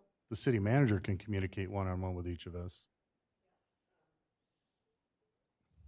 I think there's good evening, council members and mayor. My name is Eric Yurkovich. I'm a principal at Ramey and Associates. I think we can structure this in a way that when we do our engagement, we can come to you all and have a conversation about what's happening next, the kinds of questions we're going to be asking, and how we're engaging the community so that we can keep you in the loop. And we can either do that through a kind of just an informational meeting where we come and talk about it. We can give you an opportunity to weigh in on specific policy questions. So I think we can be pretty flexible. And I hear your interest in making sure that you know what's going out and what it is before it goes out in the future. So we can certainly make an effort to do that moving forward. I think if the council wants to have kind of a discussion of the items, it should be done as kind of a study session, even a workshop prior to a regular meeting that's noticed, and because all of you would be participating and discussing. So I think that would be the best way to handle it. And then you can provide direction to staff or review any possible questionnaires or surveys or similar items. And of course, get public input too. Are they the ones doing the survey and they're the ones designing the survey and sending it out? Rami, what's their name? The consultants. So The consultants? The consultants created the survey. It's a pretty standard survey from my understanding of what other cities are doing. Okay. And have they already collected that data, and how many? So we started sending it out about a month ago, but we've stopped. How many did you collect so far? I checked a couple of weeks ago. It was around 30 responses. Okay, so you still have to go. Can we give input on the survey and then send it? And then are you guys also doing the focus groups? You guys going to convene focus groups, or you want us to convene focus groups with the questionnaires, or how do you guys do that? So the planning division and community development department would work with the consultants to do that. So we would do it together, and Ramey and Associates would be there to conduct it with staff. And do you guys give a list of your focus group guide that you're going to have before the focus groups convene so we could give input? Yeah, we can definitely do that. The facilitation guide? Yes. Yes. There you go. And then how many focus groups are you guys thinking to do? And do you analyze the data? You guys analyze the data when you're done? How many focus groups? We haven't determined exactly how we're going to do public outreach. We were starting with the survey and then going to, I guess, create a game plan based on those results. On the survey. Okay, so maybe then. And any key informant interviews? Or no key informant? Potentially, I mean, yeah, Eric. That's a great question. We don't have those currently in our scope of work. We have those focus groups. We have some pop-up meetings. We also talked to city staff about potentially doing a small group of advisory committee members. So again, to provide us more detailed feedback at different times during the process. Okay. So I guess kind of where we're at is really starting with the survey, right? So if they have the survey and we can see and give input and then kind of work together and then the survey go out.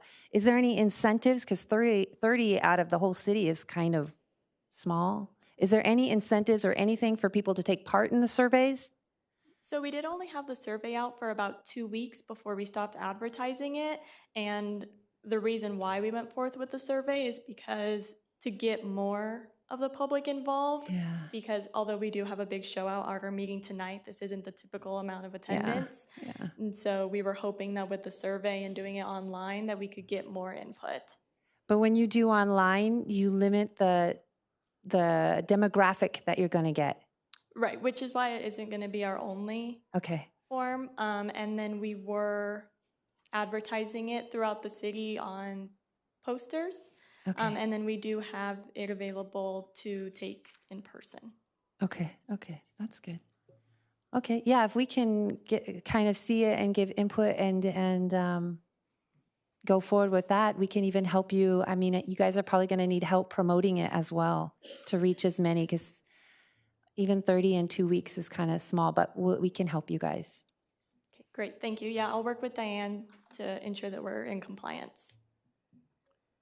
And I'll just add that one of the demographic questions we added to the survey for to be able to get support from you all is a map of the city council boundaries and asking people which district they live in. So we can try to ensure that there's somewhat equal representation across the city. And we know that each of you city council members have a lot of networks. Yes, across the city and also within your city council districts. And so it'll be, yes, to that point, very helpful to be able to get you all to help us with getting the word out about this opportunity. So in the interim, can you send us each individually a copy of that original survey? So each council member can see what that looked like, and then whenever we convene for however we're going to move forward, then we can get input. Yes, I can send those survey questions over this week. Okay. Thank you very much. I'm assuming this is informational. There's no action required. Yeah, I think they had direction. Okay. All right. So item 2G is going to be moved to next. Mayor Duper, excuse me, I'm sorry. We did have a speaker. I don't think they're Yes. still here. No, I know. We still have to open the public hearing. So Oh, no. I'm talking about for this particular item. We had Todd and Donna Underwood who signed, who registered as speakers for this particular item. They left. Left. Okay. okay. All right. So moving on to 2G. So we are going to open the public hearing and request anyone who wants to speak on the item who may not be able to attend next month come forward and speak on it.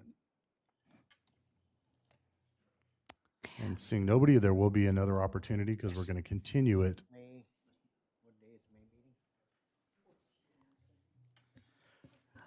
So it'll be the second Tuesday in May. So It's May 14th. May 14. Thank Continue you. the item to that date. Okay. All right. So we will do that. Yes, sir. Just a question, because I've had several people talk with me recently about Beaumont and Railroad. We're talking about the development, Lennar. No. What are It's the one in the Oh, north side. Park Avenue, by Park Avenue and never Coloma. mind. Yes. Never mind. Okay. Got it. Thank you. Okay. Mr. Mayor? Yes. Sorry. Yes, ma'am. We did have someone who spoke earlier. I don't know if he's still here. Jose Mejia? I don't know if he wants to speak.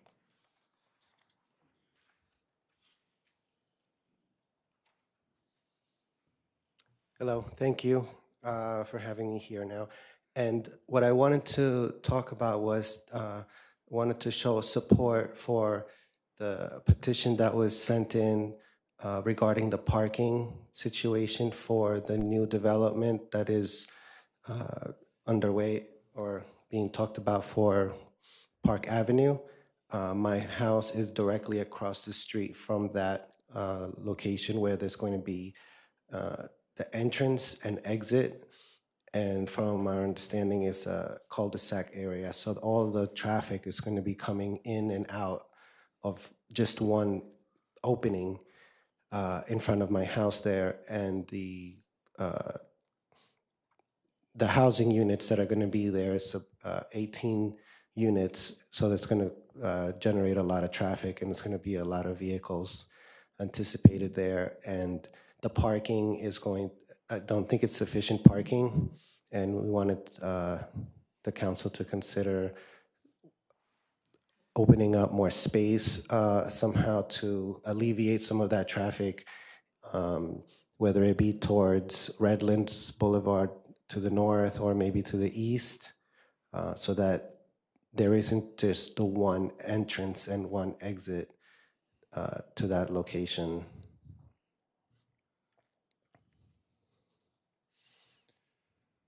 Parking is a long-term challenge for us. And I'm going to turn to the city manager, city engineer, and The attorney too, because part of the challenge with this are state requirements Right. that we cannot deny certain housing projects now based on parking and traffic. Those are new state laws that have passed in the last couple of years that take away that discretion from the city. So I wasn't certain how much we need to get into this, but I also think it's important that the council also know, as we're being petitioned from folks, that we have the information to give back. So can the city attorney weigh in on So this? that's why I would like to move it to the next meeting, because we have a traffic study available, so that I'd be happy to share with you. And with regard to extend the street to Redlands Boulevard, the property owner do not own the property to the north of them to connect to Redlands Boulevard. So that's why it's a cul-de-sac that had to come out to Park Avenue. And the housing is only on the east side of the street. So there's no housing on the west side of the street. So there's plenty of parking on the other side of the street also, in addition to the typical single family that have parking in the front of the house. So now they have both sides of the street in addition to the garage and the driveway. So, just to comment further, I mean, Can I intervene for a second? but again, I will bring it back. Exactly. Yes. We're continuing this item. You know, it is a Brown Act violation to talk about this without everybody being present. If the item's on the agenda, everybody's involved with this project needs to be present. Otherwise, it is a Brown Act violation. I just want to make sure you guys are understanding the rules here. Okay. I was going to say, it is agendized tonight, so there can be some discussion, but staff would prefer to have it completely discussed at the continued hearing, because there'll be additional information that we'll have with this traffic study and some other, and we can be prepared to talk about the parking issues and the limits that are placed on the city by the state and what we can do and cannot do in connection with that. So if you can attend, at the next meeting, that would be great. But, your comments are on the record, and certainly the council members have heard those, so. Yeah, just one other comment, because if I were standing where you are, I'd want a little more clarification. The parking issues at Loma Linda are ongoing and difficult. And probably one of the most common scenarios we have, including the basic neighborhood where I live, is that people will buy homes and then they rent out rooms to students. So what was originally scheduled to have a two-car garage or a three-car garage now has 5 car parking. It's been an ongoing problem, and we've had a lot of issues to try to deal with. But in the state's quest for low-income housing, they've changed the rules on how much parking we can require for that kind of stuff. Did I get that right? So that's just so you have some context and don't think we're blowing you off. This is not an approval of the project. So obviously we have to have discussion next month. Yeah. It's just, we want to, before we get too much of a workup with everybody, just understand our hands are tied in a lot of ways. That young lady that made a comment about Sacramento earlier was not off the mark at all. At all. So it's challenging to navigate in this new world. So, but we want to support our residents in the community. So, yeah, I just wanted to make sure that the safety concern that we have is being heard here, and then also the petitions that that we had signed by our neighbors all along the street, up and around the blocks. You know, they're in full support also for, you know, they might not be here, but at least they were able to, you know, show support for, you know, that safety concern of for the traffic. And I don't know if all of the options have been kind of looked at with when it pertains to eminent domain, perhaps, or you know, even purchasing the parts of other properties to create a roadway so that it could be safer for the project to go forward. Thank you. Thank you. Thank you, sir. Okay, any other comments from the council? We'll close the public hearing, continue this to next month. We'll now move on to the consent calendar. Do we need a motion for that? Move Yes. That we continue it until Thank you. next meeting. Okay, a motion by Councilmember Popescu and a second by Dr. Wong.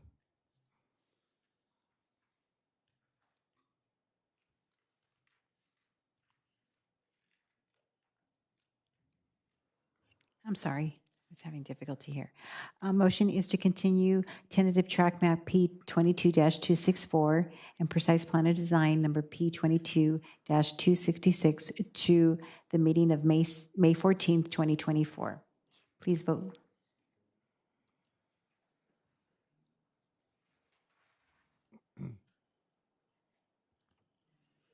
Motion carried. Thank you. Thank you very much. Okay, moving on to the consent calendar.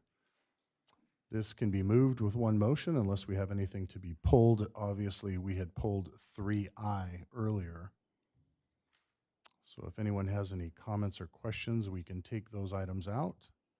I would like to pull item number 3E. Yes, sir. Okay. Anybody else? Mr. City Manager, would you like to address that? And then we can move the rest of the calendar. Yes, sir. And this is to a promotion from our IT Analyst 3 to IT Analyst 4. But what happening is his scope of work has increased. So in addition to changing the scope of work, also changing the title to a IT managers for this particular one.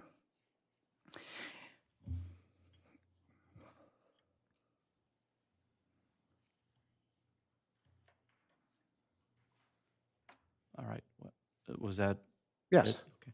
Well, my concern is I understand that the scope of work has changed and we need to change someone's designation and there's additional money associated with it. But I'm obviously just got here. There's a lot of talk about taxation and budgetary issues. So it's going to be a little hard to swallow this particular promotion at this stage. You know, maybe we could consider it once we make sure we have enough money in there. But to give someone a $25,000 pay raise, even though it may be well-deserved, I think we may want to kind of put the brakes on it for a little bit before we start spending additional money and then figuring out how we're going to pay for it later.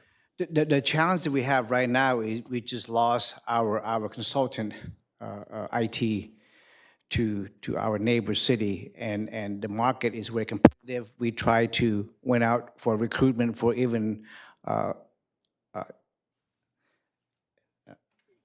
analyst 1, and we have a hard time recruiting that person, and have to be able to compete with, in addition to neighbor city and also the private IT company. So right now I checked the budget. We are okay because in addition, I mentioned earlier, we have 3 positions that we're not going to fill, but at least I can do is promote this position so that we can be competitive and try to keep him here. So that's the reason why. Yeah, I've expressed my viewpoint, so that's it. Thank you. Any other comments?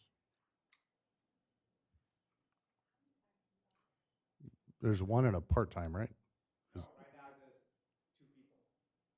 We lost that part-time, we lost that consultant person.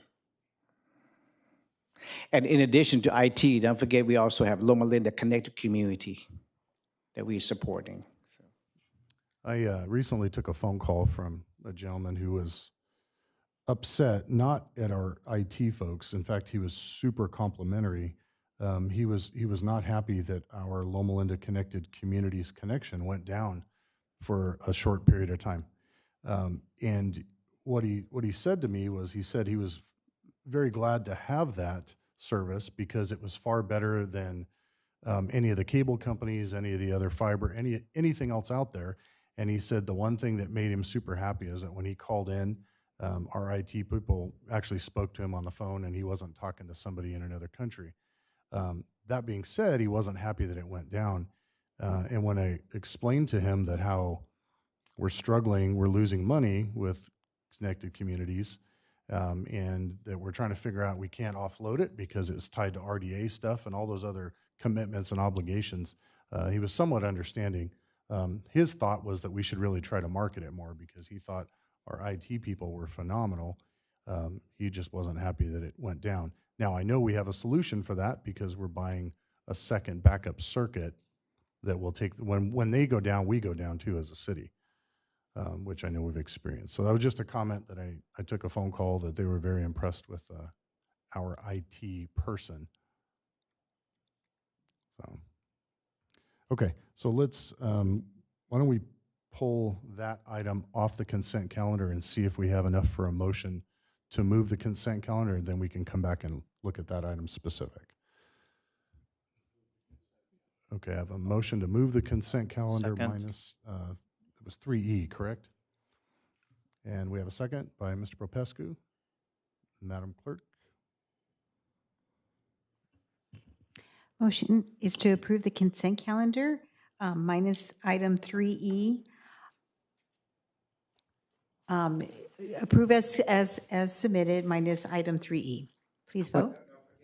Don't forget Oh, that and I I'm sorry, also, item, 3I. and removing 3I from the agenda. Correct. Correct. Please vote. Continue, I will continue that to a later date.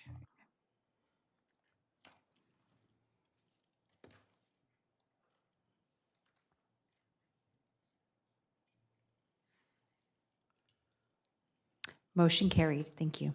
Okay, let's address 3E. And I do have a question. Is that salary difference just in pay, or does that include benefits also, the benefit package?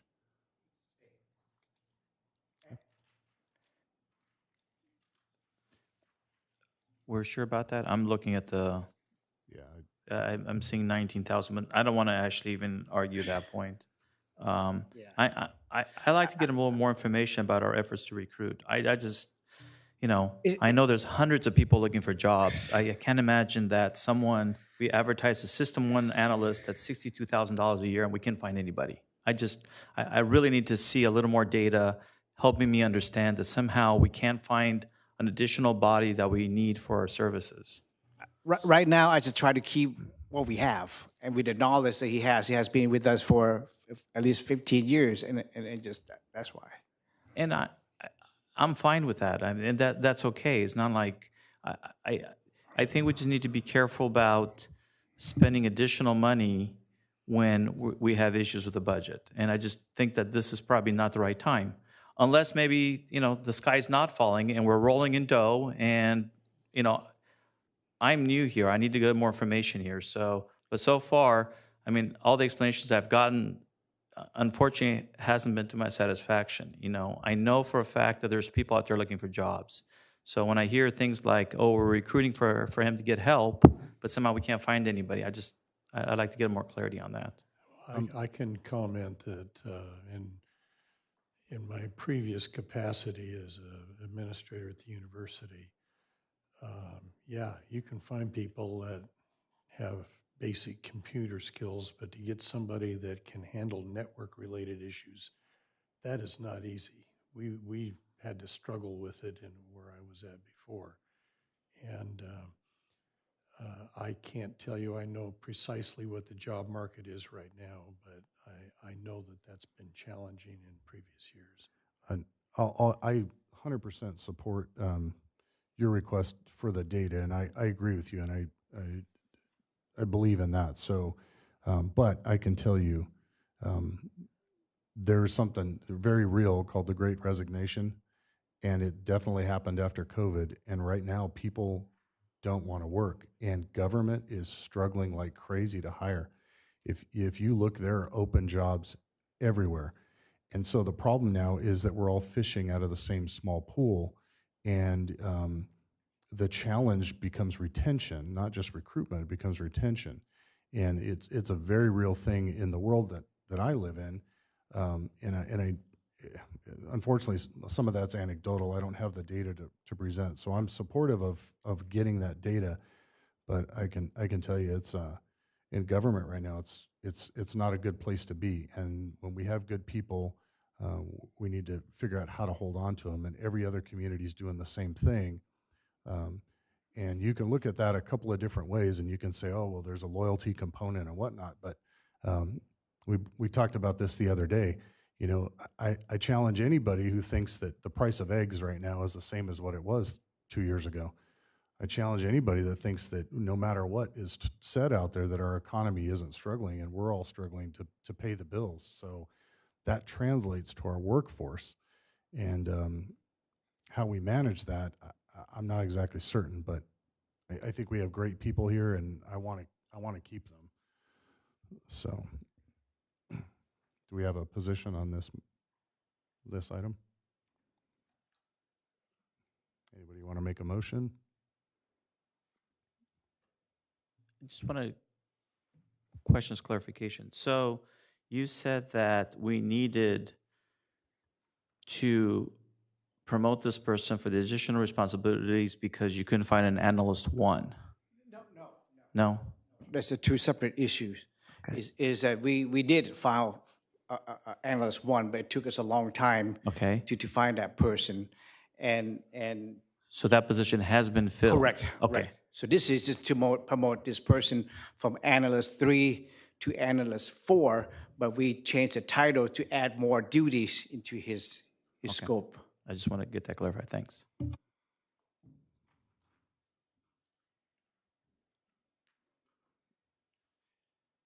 And I'm going to say this, if I lose this person, I'm going to be in big trouble, so. I move to support the item 3E. I think for us to be messing around with our technical infrastructure is risky, and city staff has reviewed this and they've come up with a proposal that I'm comfortable with. I mean, I'll leave it at that.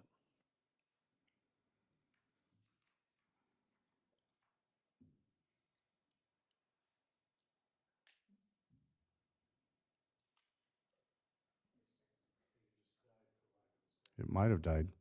I'll go ahead and make the second as a prerogative. I'll make the second just to see how this vote plays out. Motion is to adopt Council Bill R-2024-12 to reclassify the current incumbent in the Information System Analyst 3 position in both title and salary range to Information Systems Manager and update the salary schedule to reflect that change. Please vote.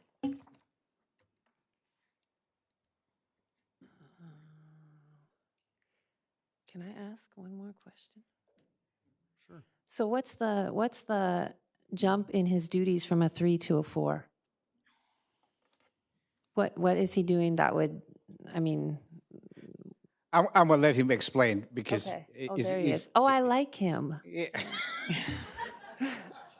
He was nice to me on the way in, but yeah, okay. But like sell it, like what's from a 3 to a 4? Okay, so I've been here for 9 years now. So before Conrad, he was the director of the Information Systems Department and the LCCP. Since he left, I took on all the duties of him. I've still been under the classification of Information Systems Analyst 3. So I've been carrying out all the duties of his position up until now at this point. I also have 9 years of institutional knowledge in this position as well, running the LCCP. I know all the configurations inside and out. I know all my customers personally. I've been a major part of continuing this department, making sure everything is going smoothly. So this is not so much I'm gaining new duties. Yeah. I'm just getting recognized and paid for what I have been doing over the past 9 years. So That's good. Darb, I would have him lead with that next time. Like, have him come and tell this. So, thank you. you're welcome. You guys have any more questions? Because What are, and I don't, I actually, I wouldn't have put you on the spot like this, and no, it's fine. But what are some of the other jobs out there that are paying? What's available for you and your expertise? Well, I've already interviewed for other positions. One was for the Chief Technology Officer for Cold Creek, Colorado. I made it to the third step, but I didn't go past that point. So there's a lot of other positions. I am very overqualified for the systems analyst position. This is mainly, I've been having this conversation with Jarb. Since we lost our other information systems analyst that's had 8 years of institutional knowledge here, I'm the only one that knows the system inside and out. I've had other job offers, there's other job opportunities for me, but I like working here. So, so there is other positions out there. We've been searching for, because we have a consultant that helps take care of the internet service and they help take care of the information systems analyst position. But we're having to, I'm exploring other options for that as well. So Can I just call a point of order here? It's not the role of city council to negotiate specific finances and payroll and decide what an individual's worth or not. Our mandate is that we send general direction to city staff and they handle the details. And I think we need to stick with that or we're going to really get into a mess here with, next thing, and that's going to come up. I want to, if I may make a note as well, other cities, what they mainly do is they manage out their entire IT department, and that requires, it stacks based on how many responsibilities they have. Since we specifically have the information systems department, I take care of the fire department, I take care of the internet service as well. If we did manage all those things out, I got a quote just for covering that information systems analyst position that's vacant right now, and for getting additional remote services is $250,000. So that's not even covering my position either. So fiscally, this is, I'm just saying it. So Can I ask you one last thing? Sure. And this isn't about paying benefits, but it's related to, I believe somebody had a number of how many times people have attempted to attack us, cyber attacks. What was that number? It was brought up not too long ago for something. Yeah, it's like 200,000 potential attacks. In what period of time? That was within 1 quarter, so that was third quarter last year. Okay. And we had 200,000 potential events, 0 instances of anything happening. And I've had a really good record here. Our downtime has been minimal across the board, which is pretty unheard of for cities. And yeah. I'd like to call question on the motion. Okay. We are in the middle of a vote, so I think a couple of us have already voted. Oh, the vote is ended. Motion carried by a vote of 3 ayes and 1 no. Thank you. Okay. Nothing under old business. I'm sorry, it is under old business. The second reading of the water rates. We probably need to recap this since we have new members. Okay, the recap is every 5 years, we have a consultant to help us look at the calculation, what is our revenues in compared to our expenditures for both water and sewer services in the city. And with the cost increase for electricity, the labor costs, the insurance, so the consultant did a public hearing and did send out the the vote, the postcard to all the residents to vote to see for the rate increase. And our proposal for the rate increase is for water only. That's 4% for the 4% every year for 5 years, and it's no increase for the sewer.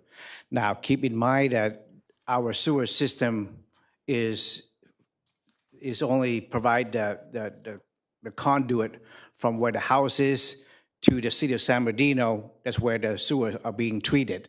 So the city of San Bernardino have a separate fee for treating the sewer. So the city sewer portion is only from the house to the sewer treatment plant. We maintain the pipe. We maintain make sure the pipe is in good shape, have enough capacity. The manhole is in good condition, and we have to clean our sewer once every 6 months. And so we've been doing a good job at that. And so we already went through the vote. We only received, I think it was 6, right? 6 or 4. 4 people opposed the rate increase. And so now we're ready for the second reading to approve that. Any questions that we need to? What do you mean 4 people opposed? Only 4 people opposed Yes. the rate? Only 4 people? Yes. Like 4 people in the entire Loma Linda oppose the rate? Yes. How is it only 4? That's the amount of people that probably opened their mail and actually looked at it. Yeah. How many did you get back? How many people said yes? No, this is have to be opposed only. They Only will, opposed? Yes. Yes. Only 4 people sent back in opposed. Yes. We sent out over 5,000.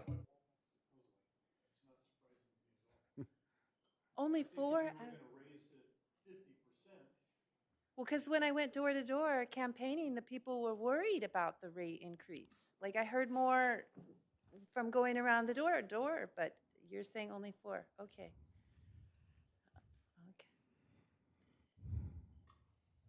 So you sent out 5,000 cards to say we're going to increase the rate? Huh? How much? 4,911. And that's to businesses also, correct? Yes. Okay. And how long did they have to respond? Is it 30 days?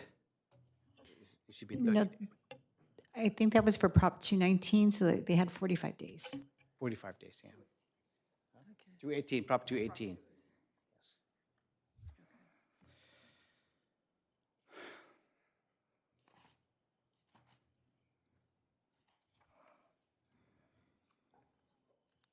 All right. Based on the lack of discussion, I'll move adoption of ordinance 0-2024-03. Okay. I have a first and a second. Motion is to waive the reading for Council Bill O-2024-03 in its entirety, direct clerk to read by title only, and adopt on roll call. Ordinance of the City Council of the City of Loma Linda, California, modifying the water rates effective June 1st, 2024, and repealing ordinance number 754. Please vote.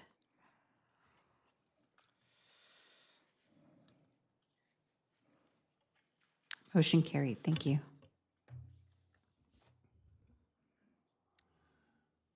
Okay. So here's a question, point of order for the city attorney. Do we want to just do our closed session at the end, or what's the best timing for that? It's really at the council's pleasure as to when to do it. So it's, if you want to discuss the new business first and then do the closed session, or do the closed session and then come back to the new business.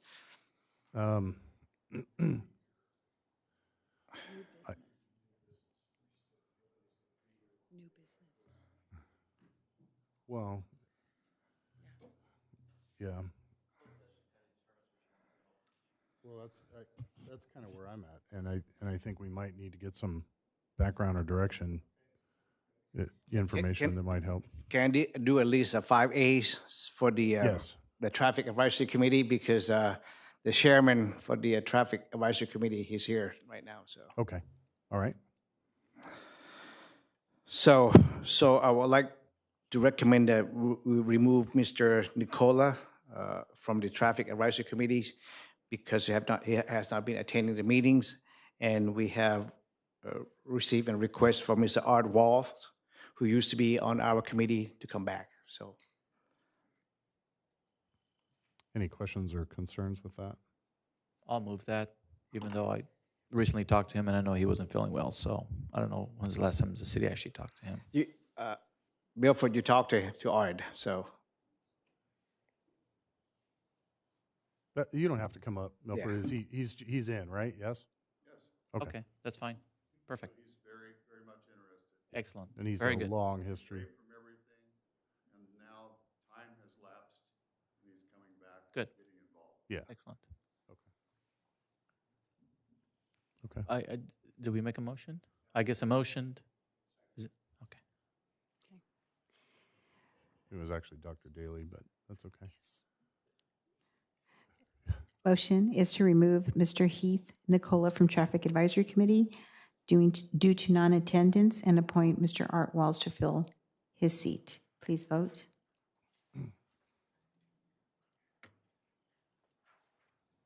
Motion carried. And Mr. Mayor, we do also have on that item a recommendation to declare vacancies in several boards and committees for terms that are expiring July 1st. So we would need a recommendation on that. Is that direction? We don't need a motion on that. We can give direction to post. Just to those post for vacancies. Okay. Thank you. Okay, and then obviously bring those back at a later date. Okay, let's adjourn to closed session.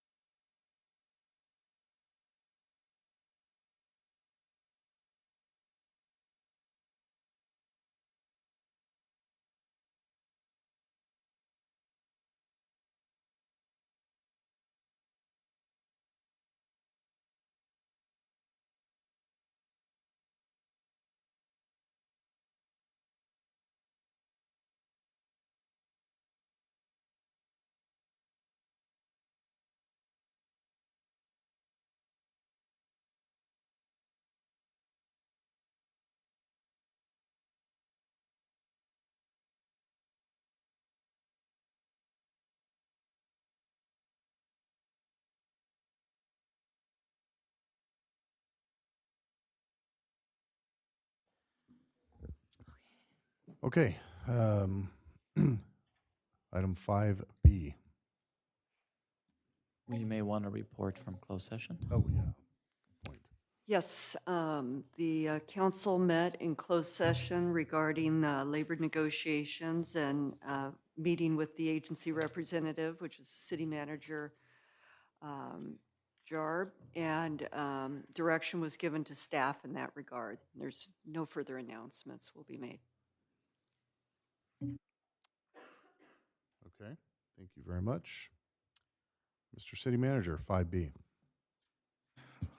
Yes, sir, Mr. Mayor. So last month on March the 13th, we had a budget workshop with the city council, the planning commission, the budget committees, and the publics and city staff to come up with a way to generate more revenues, and how to, in addition, generate more revenues is reduce expenditures.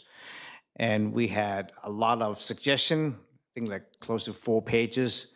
And the one that on the top of the list is looking into additional revenue in via of different kind of taxes increase. It can be sale tax,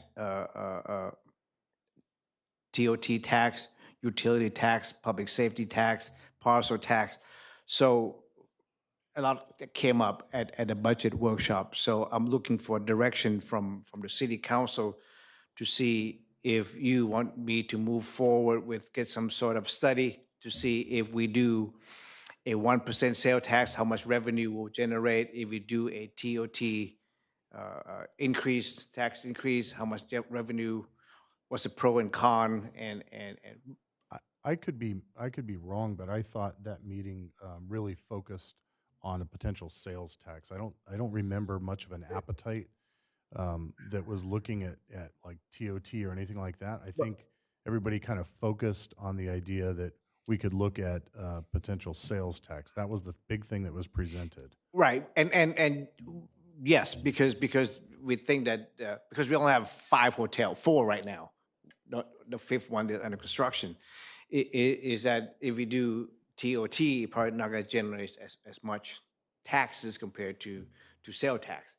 But I don't know exact number until we do more study. And in addition to that is I can't do it. So my direction is to see if we can find somebody to see what method or the procedure we need to do to do sale tax increase, because you can't just put on the ballot and do a sale tax increase. There's a lot of study, a lot of education that need to be done to the resident to see why are we doing this, because if you're just going to put it on the ballot, they're just going to vote no. So Okay. I think the discussion was that if we don't attempt to put something on, we miss that window for 2 more years. Is that correct?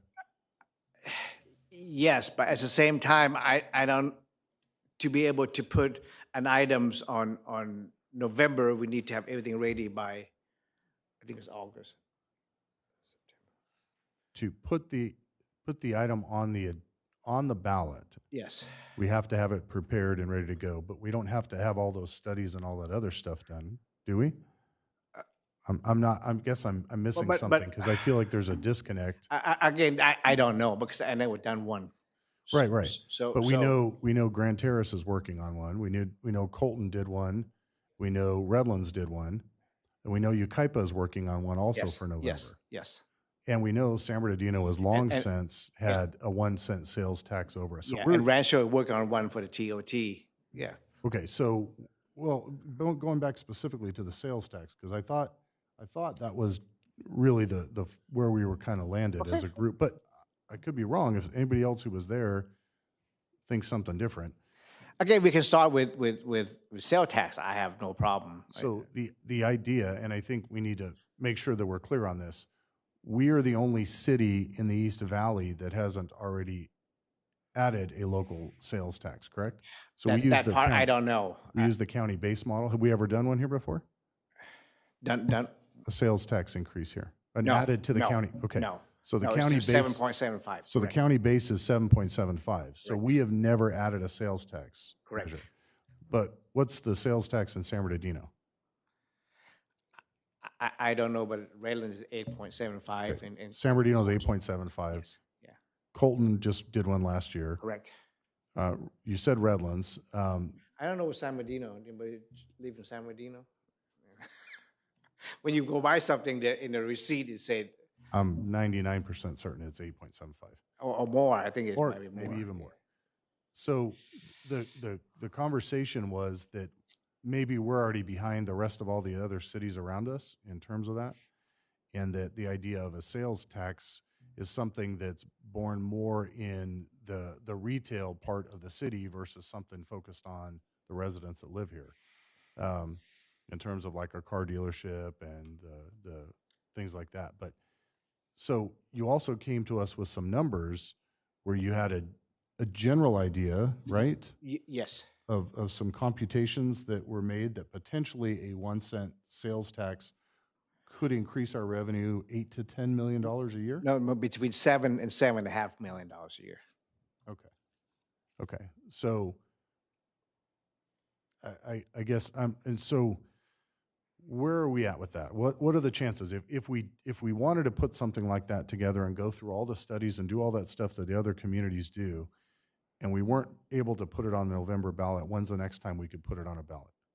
I think it is 2026. 2026. And then how long does it take after something like that is enacted for you to see the actual revenue from it? A year from then?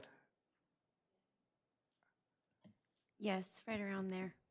So it'll be 3 years. Okay. So I guess my question here, and especially for everybody, so we're all on the same page, is that the projection at that budget workshop is that our future budgets are in very dire straits, and we're in a very critical position. We've lost some businesses.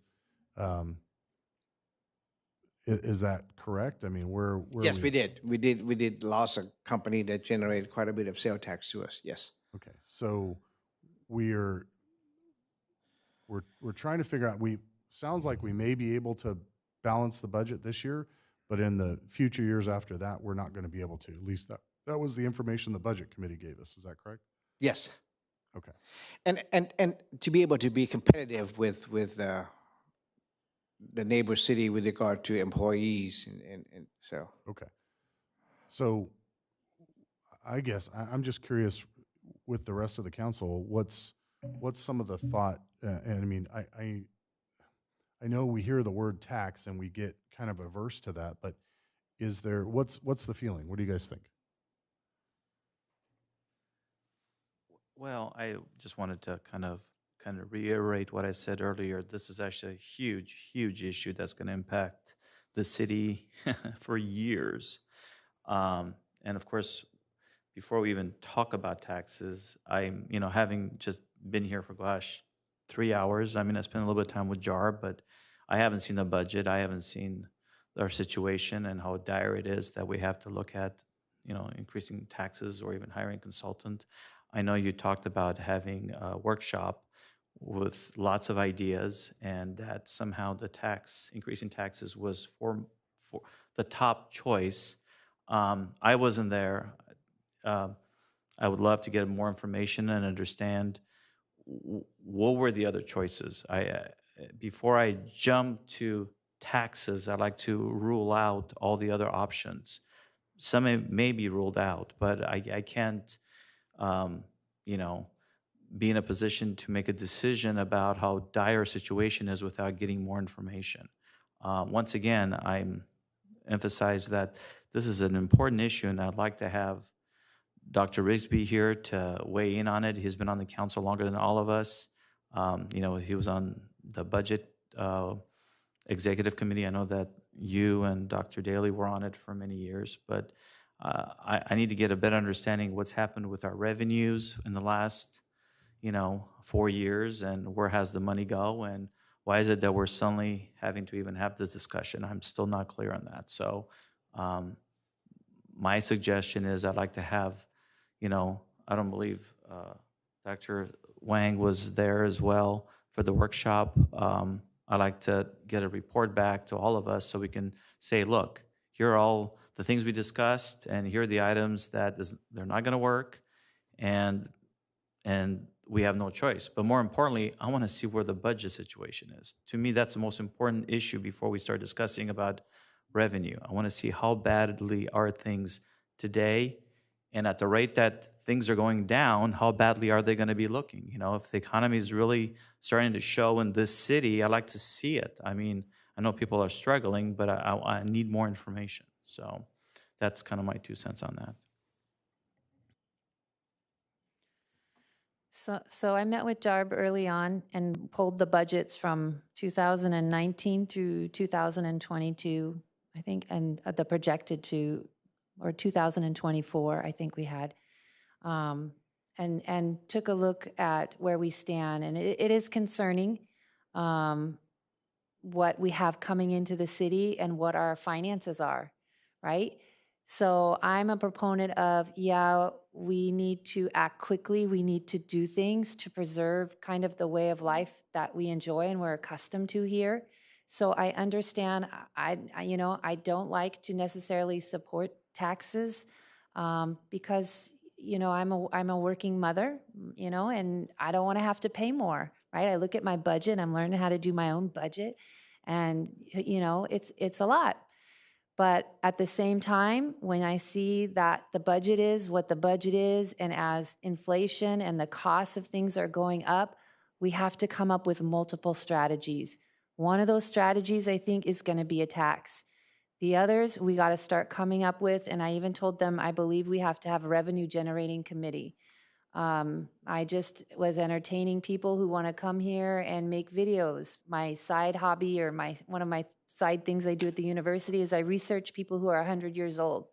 So we have people come here from around the world that want to see what we are, and I have to entertain them, right? Netflix. Anybody watch Netflix? Okay, there's a blue zone here.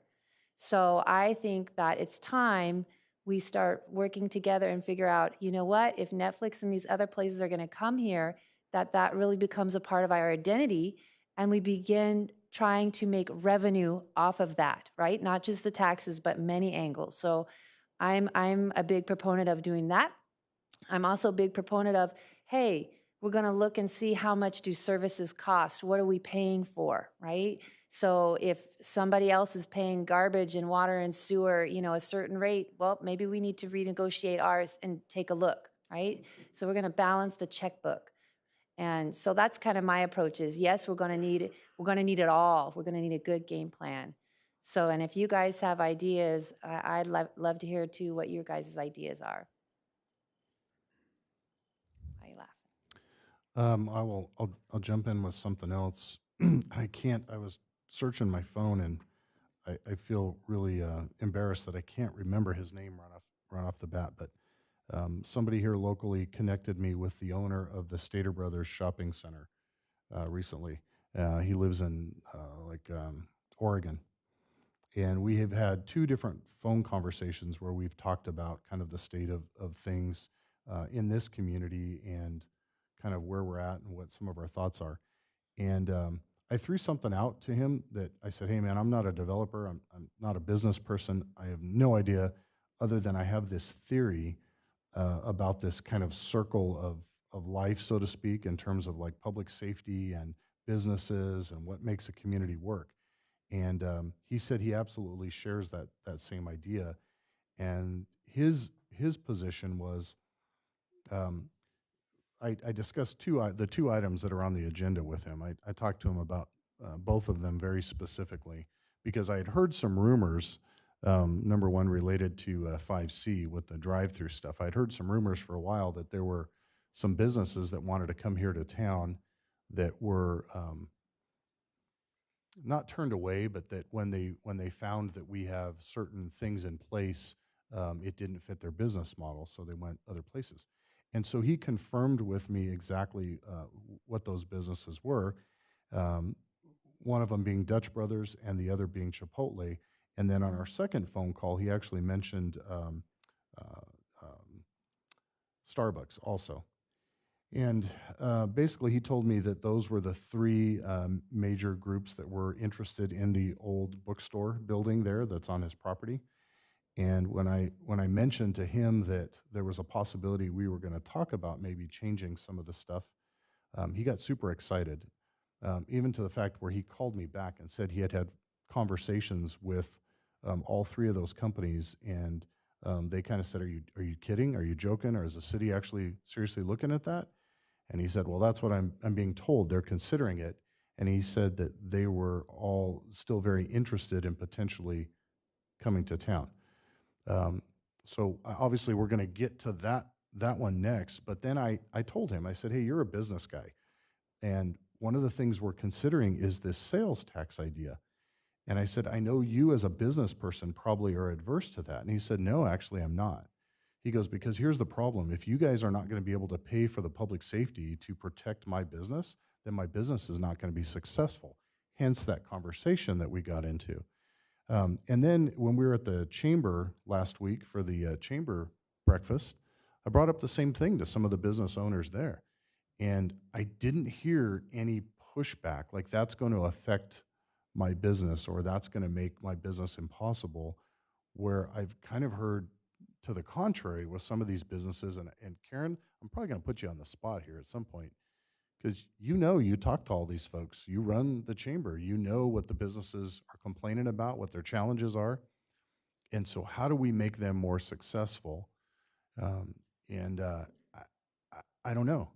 But here's my concern. If we don't take a shot at that and we miss that opportunity, then we miss an opportunity. And it's great to talk about all these businesses and all that stuff. We have no idea if it'll come in. We can't control that. And even if we did land something phenomenal like a big box store or something like that, it would take a year plus. And then it would take a year after that to see the revenue out of it. So I'm concerned that and I agree, Ovi, you're absolutely right. I look at the budget the best that I can understand it, and I can see where it looks pretty scary. Those revenues are not coming in. And then I take the word of three very accomplished financial experts that tell me it doesn't look good. So that's just kind of where I'm at.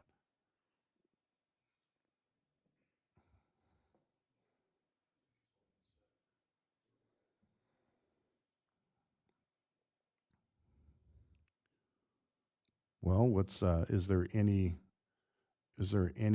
will from this council to put something on the November election to put it in front of the community on this sales tax idea? I'm not sure if that discussion is actually what's on the agenda here. Maybe let me get some direction. The item on the agenda is to have a discussion regarding giving direction to staff about a consultant to look at various things. Well, when I actually was the one who put it on the agenda, I actually directed, I wanted a decision on whether or not we were going to put this on the November agenda. So I'm not necessarily happy with the way it's worded, but that was exactly how I conveyed it, and that's how I wanted it on the agenda. Well, I can't help you there, but I mean, if you're gonna have a discussion about putting a ballot measure on the agenda, you better be letting know the, I've watched the meeting the other day about a simple blocking of a bridge, and there were 40 people here. I guarantee you that if you're going to start discussing taxing 25,000 people to the tune of $10 million plus more, you're going to have about 300 people here. So I'm not so sure that we're ready to have that discussion. So I think that we should kind of stick to the agenda, and that was the agenda item that I was planning on talking about, number one. Number two, we will not be taxing anybody. All we would be voting on is to put this on the November ballot for the community to vote on. So there is absolutely nothing on the part of this council. That's what I think we're getting so wrapped up in. Anybody here, and if your position is you're anti-taxes, that's great. That's great. Then November, you don't vote for it, and maybe other people in the community don't vote for it. But all we would be able to legally do is to give the community the opportunity to vote on that. And then however that is talked about in the community, then that's how that develops over the next couple of months. But if we miss that window, we can't do it for a long time. Well, I don't want to belabor this because I don't think we're discussing that item, but I'll just make a point that in 2006, a group of citizens came to this council and said, we don't like the way the city's being developed. We would like for you to put in an ordinance, a measure that provides some rules.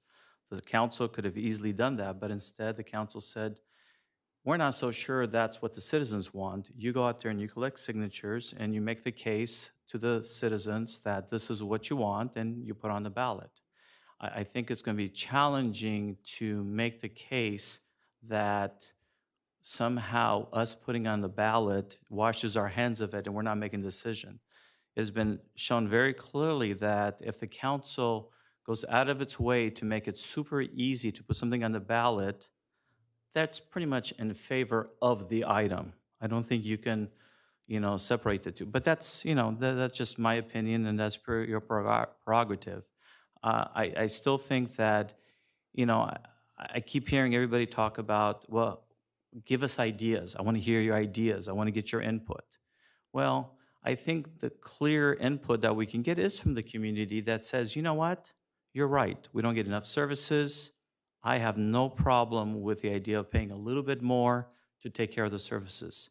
And so those people can make that case and put together a citizens group, raise money for it, get the support of all the various entities that would like to see that come to fruition, and take that step further. But if the council takes that additional step, you're basically fast-tracking something without really getting public input. So we're going way beyond what's on the agenda, but I'll rest my piece at this point. If I might comment on that particular issue, the agenda says council direction, so I think that's what staff is looking for regarding revenue enhancement taxation, which includes sales tax. So I think that's all staff is looking for, is direction on whether the council wants them to look into what that would involve and whether there would be sufficient time to even do that by the election in November. Karen? Can I ask a question? Can we legally make a decision about putting something on the ballot today? No, you're just, I think, providing direction to staff that that's the direction you want to go. Okay. Karen, you're on your way out. Speak your mind, please. I don't think businesses will complain that you're raising sales tax because they understand what it costs to do business in 2024.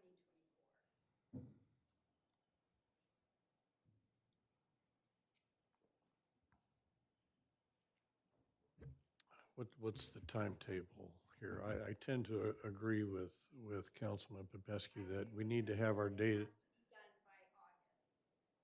That what has to be done by August? It has to be decided that it's going to go on the ballot by August. Yeah. And what I hear Councilman Popescu saying is that if you initiate putting a ballot up for a vote, you've got to make your case and that's got to include numbers. And so we need time to do that. And so what I'm hearing from you then is that August is the drop dead date where we'd have to have that research pulled together. Yes. And it's not necessarily research. I think it's more education. I think it's both.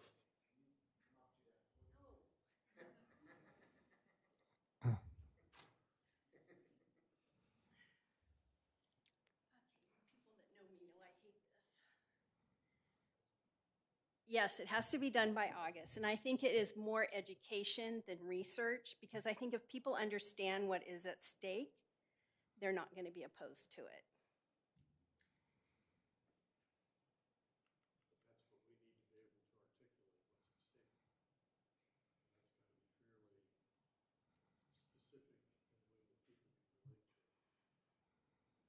What did you share with me when we were talking there? I'm going to put you totally on the spot. Remind me. We've talked about a lot of things. But if you don't take your shot at this. Yeah. It's going to be 4 years. Because it's 2 years and then it takes a year to get on. So that's 3 years. So maybe 4 years. I think you guys need to move forward and do something. Well, if we don't do it now, it won't go on the ballot for 2 years, and then it takes probably about a year after that to implement it. But when you say if we don't do it now, you're saying if we don't have this pulled together by August? Yes. Okay. But therefore, it's not a decision we need to make tonight. Okay, then you wait till May. You guys need to move on stuff. No, you don't have to make the decision tonight, but I think you do need to tell staff to look into it. Because if you wait till next month, then how long will it take staff to put something together? Just like you said, we need to be able to educate the resident on why we want to do this sales tax increase and what we're going to use the money for. If you just put on the ballot and say, oh, I'm going to do a tax increase, I will vote no. But if we say, okay, we're going to do the tax increase to help improve the public safety, public works, and it's not just going to impact you, the resident, it will impact the people that come and purchase stuff within the city, and that might be a little easier sale than. How is what you just said right now not a blurb you put in the title and summary on the ballot measure? You have to do marketing, right? You have to send out marketing material to say what it's going to be, like that it's going to be used for public safety. You'll have to have glossy brochure to show them. Otherwise, people will just read sales tax. You guys are all assuming. I never done one. Okay, You're all assuming, Yeah. right? I mean, these are all assumptions. I don't know. Yes. I don't know what people are going to vote. But I think that it's Usually. more likely they'll vote yes if they they see, understand what they're yeah. voting for. Yeah, he has to, how long to do marketing material? Can you, like how long? I have no idea. That's why I need direction from all of you tonight, so I can start doing research. And the thing is, I'm a high consultant, and that's I have to come back here again, and that's why I put it on the agenda as soon as you told me, and say, hey, let's put it on the agenda. Let's talk about it and give me direction, and so. So I would say, let's find out who could be a good consultant, what that's going to cost us, what would the study involve, can we have data back to us? If we're going to write up a measure by August, or if we're going to have to wait a year after that, or whatever. But those are the things, and I think that city staff needs to start looking at that. But I think some of us aren't comfortable saying, yeah, let's pursue a tax until we have a clearer read on just how this would work. So Grand Terrace is working on it and Ukaipa is working on it. So both of those city managers have said they will share whatever we need with us, right? So how much of this work has already been done that we can? I'm just saying. I keep. No, I understand, but I'm stuck with the same thing that happens all the time, and it's paralysis by analysis. That's better than the way I said it. Yeah. What do you say? That's a fair point. That's better than the way I said it. No, I agree. Can we already start preparing the marketing material and going forward and doing that? So that way we've got like we've already getting our horses to the race. Can you already start making stuff, like just preparing things as we go out and collect data? So we're doing two things simultaneously. If I might mention something, cities hire consultants to assist with the dissemination of information and the preparation of those kinds of materials. And there's certain rules with mass mailing, so you can't support, but you can educate. So there are consultants out there that specialize just in that very thing. So the consultants have to be hired. So their contract has to come back to the council. So it's a time crunch, to be sure, but I think staff is probably looking for direction on perhaps that's a direction you want to consider. So I'm And then, kind of curious, because obviously, and you just said we have to be careful. It's education only, right, from our position.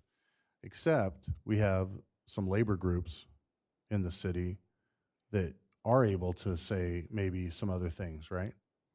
And so I guess we're kind of at that point where we have to figure out maybe a partnership. And I'm curious. it's the expenditure of funds for like mass mailings.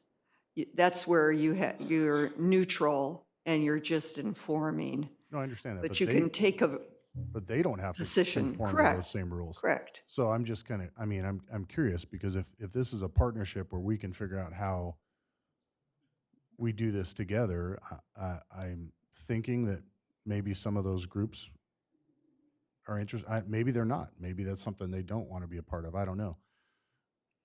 Don't know unless you ask. I guess. I guess what, I mean, I agree with what the mayor is describing as paralysis by analysis. That happens all the time. But I also have worked with people where their approach is shoot, ready, aim. And that's even a worse option. And so I think there's nothing that limits us to one meeting a month. If we decide we want to meet in 2 weeks, maybe you can find out who the consultants were, what we're talking about, how long it would take, what kind of service they would do, what kind of data they already have access to, whether it's in Colton or state of California or whatever. But start doing some homework on this so that we feel like we're making a more informed decision. That's kind of the way I see it. But I don't think that means we have to wait until the next meeting in May, because if we're describing this as a serious situation, then we need to move on it. But I don't know that we can move on it tonight. I want more information.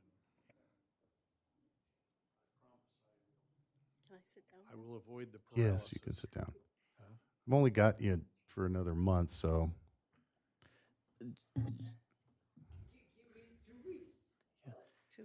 Well, I wanted a special meeting next week, but nobody was available. Now you're all available to increase taxes. That's great. Not next week. I mean. Well, just a couple of things, and you made a very valid point. I know there's obviously a sense of urgency here. I can sense it. I'm telling you, and I'm warning you, let it be on the record, on video. If you don't do this right, everything you're doing is going to be overturned. There's lots of people paying attention, very close attention, that are going to be impacted by this. So if you're going to pursue this, I agree with the attorney. There's professional people who know what you're doing. If the city spends money or you're using the dais to support something, you're going to be in trouble. Just forewarning. Another thing, I'm doing you a favor. I know we're working really hard to move this, but there's ballots on the measure in the November ballot, statewide, that will reverse anything that we pass here. Just be aware of that, which means that you need to put some items, if you're going to pursue this, you need to pursue it in a way in which it might overcome those barriers.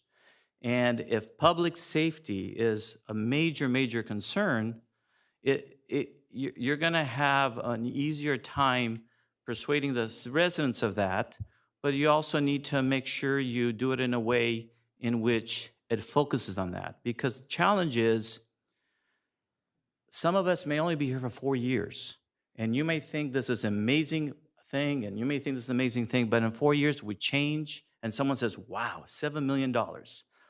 The fire department's gonna have to take a back seat. I've got so many other better ideas for the city. And if that money goes inside the coffers, it can be decided by anybody. So as you pursue this, you may wanna focus on specifically what is it that you're trying to fund to ensure that that money is properly spent. You know, you mentioned Grand Terrace. Well, they're going through it very systematically in a way in which they're gonna not only ensure it's gonna pass, but it's gonna be used properly. So my advice is we need to just, I know we're in a hurry, but we need to do this in a way in which you're going to find yourself not being able to be successful in what you're trying to do. So.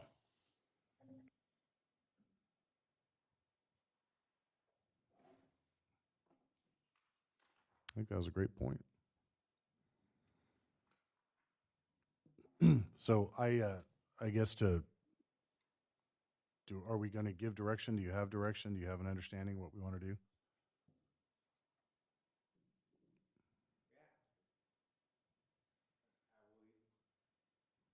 How quickly can you figure out what's the viability of this? And what Councilmember Popescu said was absolutely right on point. And so I'm gonna make a plea out there to our folks out there. If this is something you see value in, we need to know. And then we got to figure out a partnership on how we make that work. Yes, so I will start making phone calls tomorrow and see, City of Colton, City of Grand Terrace, City of Ukaiba, who they use, and maybe start talking to see, hey, today is April 10th, and the deadline to submit this to the state is August. Is there enough time to do education? Again, I never done one, but I'd be happy to. So just so we're clear for everybody listening, Councilmember Popescu is absolutely right. There is a ballot measure that is coming up in November that would actually curtail any government anywhere to do any type of taxation on anything. It's pretty extensive. Not quite. I mean, you can still tax. It's just that you're going to have to pass some thresholds. It's not going to be just a simple 50% majority. 2/3 so. threshold. Yeah, correct. And so League of Cities and several other government groups out there are obviously vehemently opposed to it. And there is, I want to say millions, I probably assume there's going to be billions of dollars thrown at this because it means a lot on both sides. And obviously, I'm not a big believer in just government taxing us because I feel like it's too much that comes out of the state level. But at the local level, I'm trying to figure out how we continue living the lifestyle that we want to live here. And I think we have been told by the residents and the citizens, this is the second meeting in a row we've had people come and talk to us about public safety issues, and those are just going to get worse. Anyway, so you're absolutely right. You're absolutely right. So, Jarb, let's figure it out. Was this item just by consensus, or do we need to have a vote on it? It's probably best to have a consensus on that, so staff knows. Okay. So I would say you'd at least make sure that there's a majority that agree with that, with direction being given to the city manager. I like, it's up to you. You're the chair, but I think it'd be best that we actually have a record of the votes. So, Okay. But that's up to you. Let's vote on it. And just for the record, as maybe I finish out my career on this council, and maybe I go down in flames, my goal will be to leave this city as best as I can leave it. And that's all I care about. So I could care less about position or title or anything else. And I know you guys all are the same way too. And I appreciate the warning. So, all right, put it to a vote.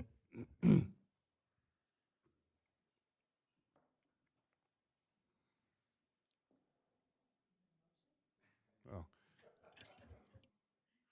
What's the motion? We need a vote on it. So motion to direct staff to look at some of these options and bring them back as soon as possible.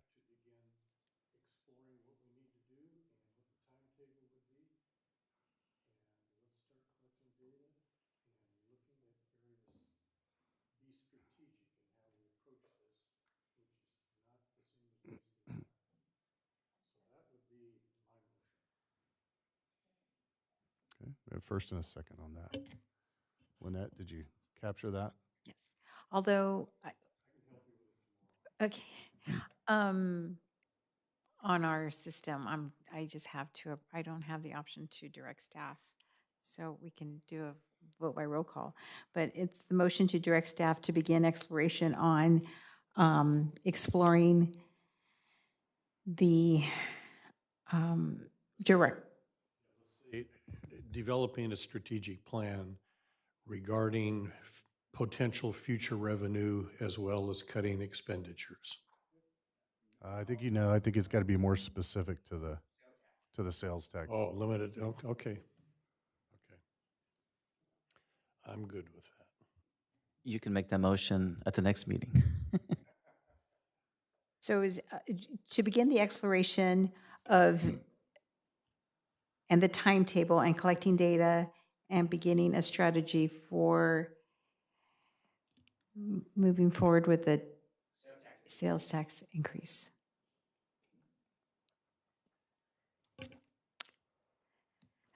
I will take I'll do a roll call vote. Daly and Dr. Wong. Councilwoman Spencer Huang, Councilman Popescu, Mayor Pro Tem Daly. Aye. Mayor Duper. Yes. Motion carried. Okay, moving on to 5C, kind of related. So, go ahead, Mr. City Manager. This is similar to the last item is at the budget workshop, we have conversation regarding, hey, what if we lifted the drive-through so that we can get more businesses like restaurant or a coffee shop to come into town. So again, I just need direction from the city council to see if you're willing to remove that and come back for your approval. I make a suggestion. I think, once again, this is actually a really very huge item. I would suggest that we move this item to the next city council meeting and have a further discussion on it.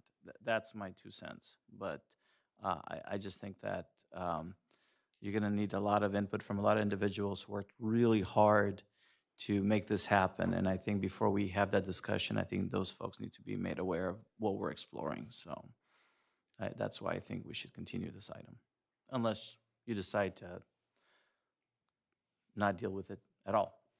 So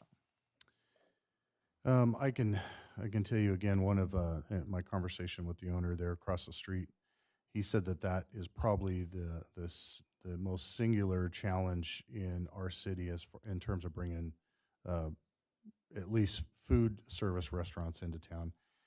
One of the things that we talked about at the budget workshop was COVID, and how COVID completely changed how we all look at everything.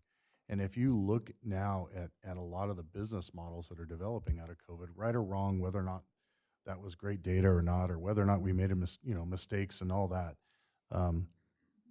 it changed a lot of things. And so there are businesses, there are restaurants, there are opportunities that potentially could come to town, and these are businesses that could potentially fit into our model of what we want to see here. And because we don't have that, it either precludes them or it gives them the impression that we are not business friendly. And I've heard that from more than a few business owners, but when the gentleman across the street told me specifically about two, which was Chipotle and Dutch Brothers, and he indicated that they are still interested in that possibility if we were to make it feasible for them.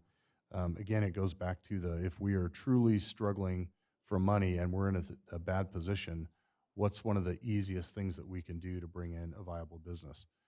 And I just think it's one of those things that we need to consider removing.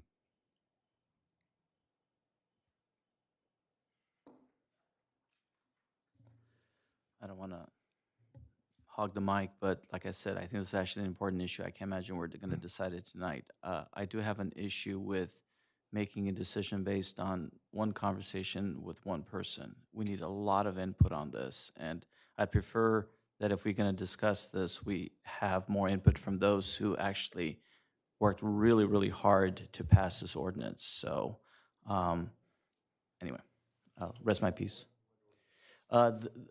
The ban on drive-throughs was a major issue that happened in, We were here, we yeah, voted on it. 2010. But there was a lot of folks from School of Public Health and the university who really emphasized the importance of keeping Loma Linda a healthy city.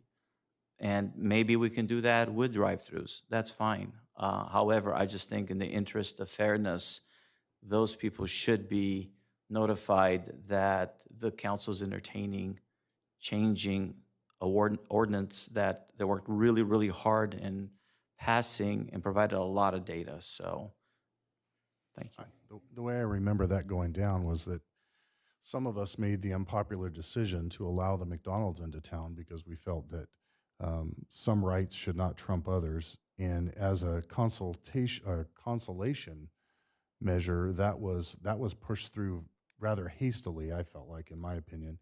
And that was to appease people that were upset that we allowed the McDonald's. So whether or not there was actual data or anything that was presented at the time, I don't remember it that way. And I was here, and I voted yes for it. Maybe out of guilt because I allowed the McDonald's, and I voted yes for the McDonald's also. But when people came in and they argued that we shouldn't have a McDonald's because my kids are going to want to eat there, I couldn't understand that as a valid reason. If you don't want your kids to eat there, don't take them there. And I think kind of the same thing applies as we're talking about some of these other businesses. I'm just worried we are having things pass us by because of this either very real roadblock or this perception that we have roadblocks. And I would hate to miss another opportunity. Again, going back to, and I want to use the same phrase because we attached it to the other thing, but the paralysis thing. And I just feel like we have to move on something and move on that sooner than later. And that's where I'm at.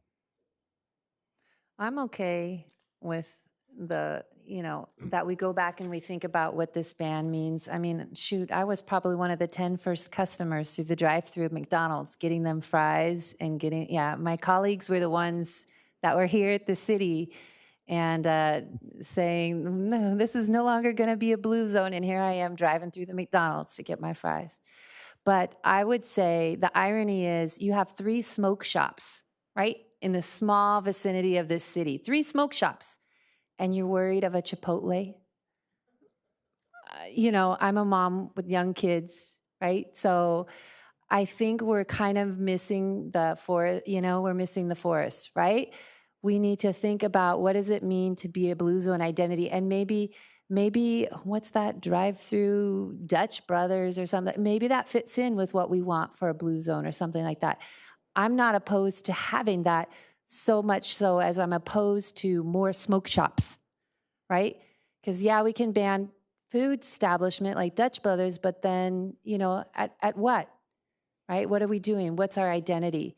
So I'm okay if we want to repeal and look at this, but I'm not okay that we move forward and just, willy-nilly get whatever business wants to scrape the barrel and come here.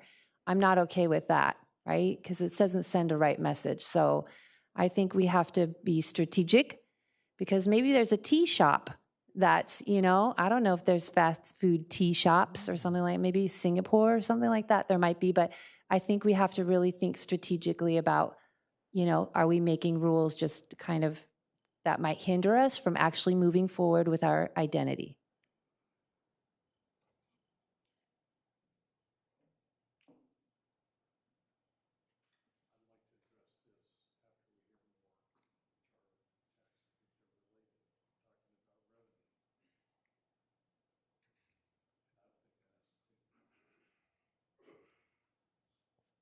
Okay. So no interest in moving that.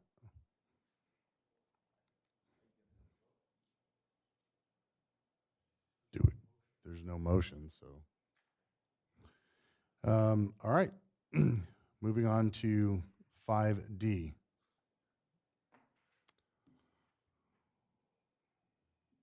This is you. Here we go. So I made it like a dissertation. So for each of you, I'll give you this at the back.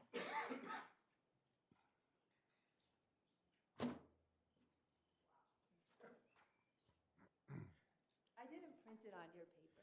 No, I was not reading. I don't want to burst your bubble, but if we're going to provide us with data, it No, needs no, to no. be inside of the agenda. Otherwise, it's going to be Okay. hard for us to This discuss. is my first, sorry. I know. I didn't know. So, But I did make it for all of you. it's But I okay to did give make it to for us all and of maybe you. bring it back at the next And meeting. But we can come back. That's fine. Okay. This one should be pretty straightforward, okay? This one is about, so back in January, I went on the ride along with the fire department, and I met a number of them. I think they're here today. So one of the things I was asking them is, how can we help you, right? As a city council, what are things that you're looking for? And one of the things that came up was actually the possibility of having a dog stationed at their fire station, right? And so my background is epidemiology. I'm an environmental epidemiologist, and I look at the stressors that they face, like from air pollution and other things. And the trauma that they experience on a regular basis, along with their environmental exposures, puts them at great risk, right? They're a vulnerable population for many adverse health outcomes, but especially mental health. So this first one is about kind of some of the things that they might experience, right? From depression, though you may look at them, we can look at them, I think most of them are still awake. But if you look at them, they look very physically fit, right? But one of the things about trauma and the stuff that they see is you can't see inside their bodies, right? You can't tell how many of them are facing the stress, how many have, depression or dealing with things. So more than half, right? So if we look at this room, probably half of that room, right, has, severe stress. So one of the things that we know that from research can help offset the stress, and it's stress on a regular basis. And so when you don't deal with this, everybody has this, what we call allostatic load, right? So the stress that you face on a regular basis, if you don't handle it, it begins to boil over. It can lead to all kinds of adverse health outcomes. So one of the things in the strategies that we know from literature and even from studies is the use of therapy animals, in particular dogs, right?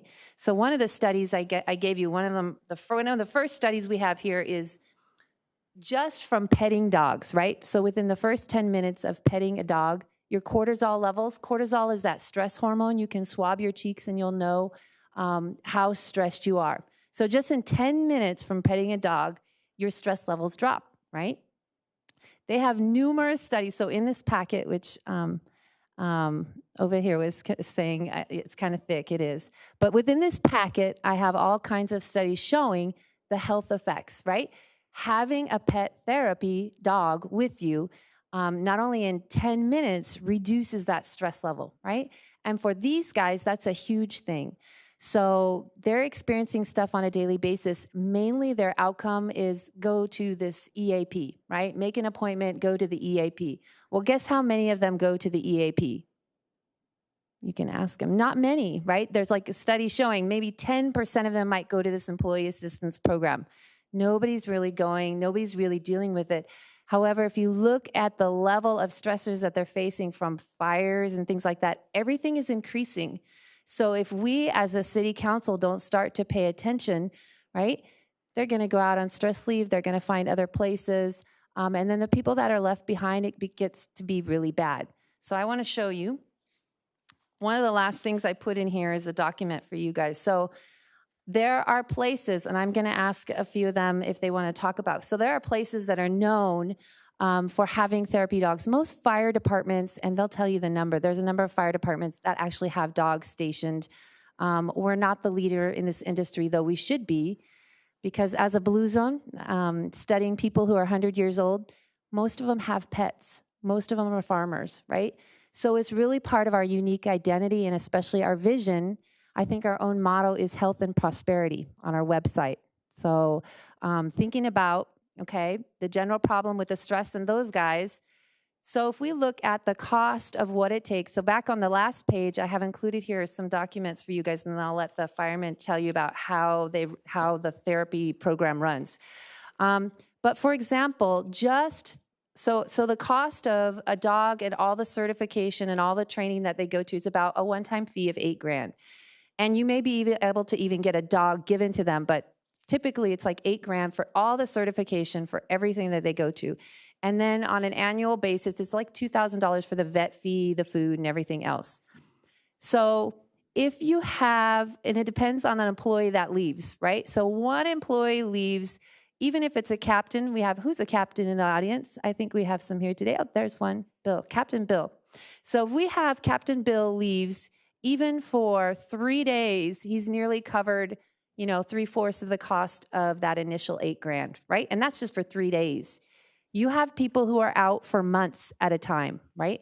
So one of the recommendations I have is start investing in prevention because it's going to save you in the long run.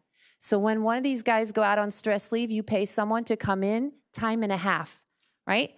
So time and a half, a captain, time and a half, it's close to $1,500 a day, right?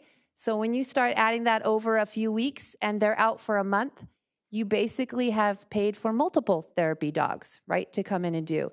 And it works. The literature doesn't lie most of the time. The literature is pretty good. Therapy dogs work. Just in 10 minutes, you get that initial benefit, right? So that's what I'm asking is that, we step up as a city council. We help our colleagues here to reduce the stress and what they might be experiencing.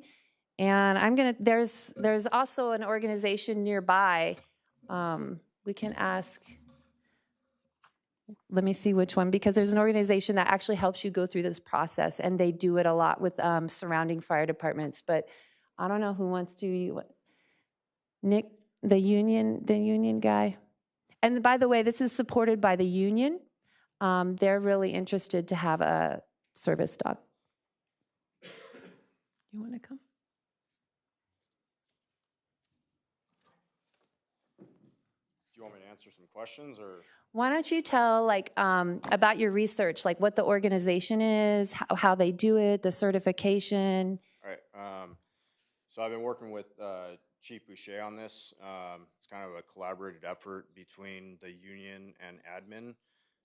So Chief Boucher has gotten in contact, so you can probably help answer some questions. But there's a department down in San Diego, El Cajon Fire Department, who actually went out and their union fostered this program, brought it to their department. But there, like you said, there's other departments in the nation that currently do this. So essentially we'd just be piggybacking on a program that's already been established, and we would kind of just tailor it to our own needs. But Chief Boucher can probably answer some questions on specifics about what program they've sent their dogs to. Sure. Chief Harker tasked me with figuring out the surrounding agencies, because this was going to be an agenda item of who's offering services like this. So we've all heard of various different types of service animals, whether it be arson dogs, canine for police, different roles and responsibilities that canines play in public safety. Well, typically in the firehouse, up until recently, they were associated with a person. So once somebody gets so bad from behavioral health issues or disabilities, they're assigned an animal. Well, that benefits that one employee. And we have multiple employees that qualify now for them, just based on their circumstance. We have employees out for behavioral health for months at a time on a regular basis.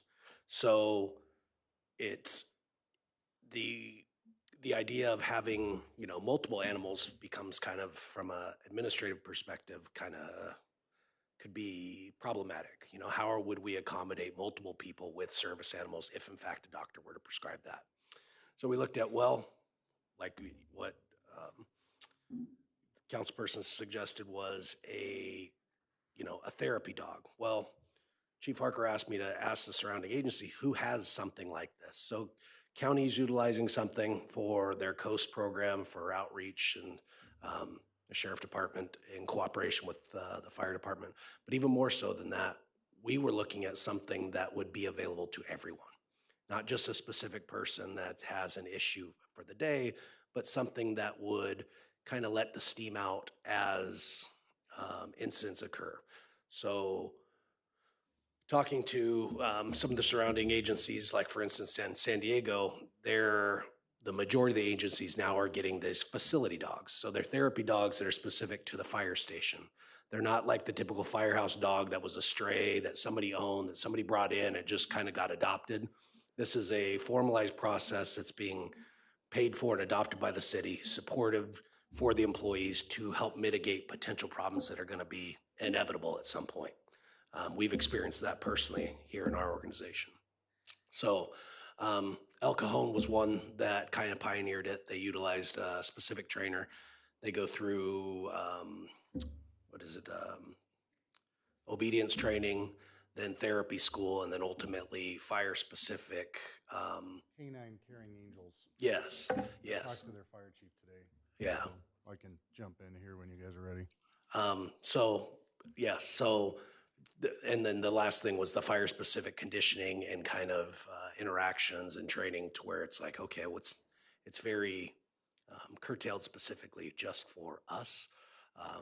Some of the problems that they faced or thought that they were going to have were the same concerns that we had, and come to find out they weren't as an issue at all.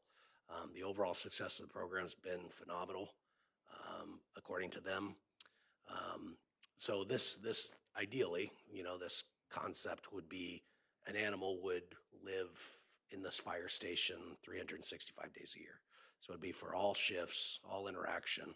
And eventually the novelty wears off. So it's kind of, it's one of those things that's really exciting for everybody at first, but eventually it just becomes a part of the fire station, a part of the day-to-day operations. And people don't realize that slowly but surely they're unloading some of their emotional burdens, and it's so far been a success for them. So I'm really glad Dr. Wong sent us that podcast. Did you guys listen to that podcast? Anybody? Okay, it came via email, via Lynette. So I listened to that podcast today and actually reached out to El Cajon and spoke to the fire chief of their consolidated fire department there, which is Heartland Fire and Rescue, which encompasses 3 cities. So let me just tell you, I'm very supportive of this idea. I think it's a great idea. In talking to the fire chief there, he actually sent me a copy of their policy, so I have their policy and how we could look at it, because I don't think we've gone that far yet, right? He talked about how it was started with a committee that got together and they looked at it as a group with the fire chief and kind of decided what their goals were going to be. A majority of the care and everything is done through the association and the responsibilities there. However, he said that they absolutely, they delineate, they don't have any type of outside contact with their dogs. They call them firehouse facility animals, right? And he talked about some concerns in terms of liability and some psychology of the animal if you have a dog that's outward facing. That is more specific to assigning to a specific handler versus the group and things like that. So it was a very beneficial conversation, and I wouldn't have even gone down that road unless you had sent that podcast, which I listened to this afternoon, and I thought, well, let me see if I can get some more info. And I made some phone calls, and they were actually gracious enough to send me some of this. So I think this is a great idea that we should look into, and I'm sure the chief would love to meet with everybody and kind of figure out how they kind of modeled it the same way down there. The one thing that, in listening to the podcast, was very specific is, and I think Nate referred to it, they're very careful in picking certain types of dogs because they don't know if the dog's going to be adverse to the sounds or smells or things like that. And so it was different than the idea of just like a donation dog or something like that. But I've got all the information on here, and I think it's a good idea when we figure out how we're going to look into it. Any other thoughts, comments? So do you need direction from us as to what to do next, or? Yes. Should we make a motion to make them start moving forward? Dan, what does that look like for you? Yeah, so just to give you a little bit, I think most things have been said, but yeah, Chief Boucher approached me, I don't know, a month ago maybe, that this is kind of had come up. I think Jarb and I talked about it among several things at the time, and just due to priorities, I think it was one that we didn't move on specifically at that point.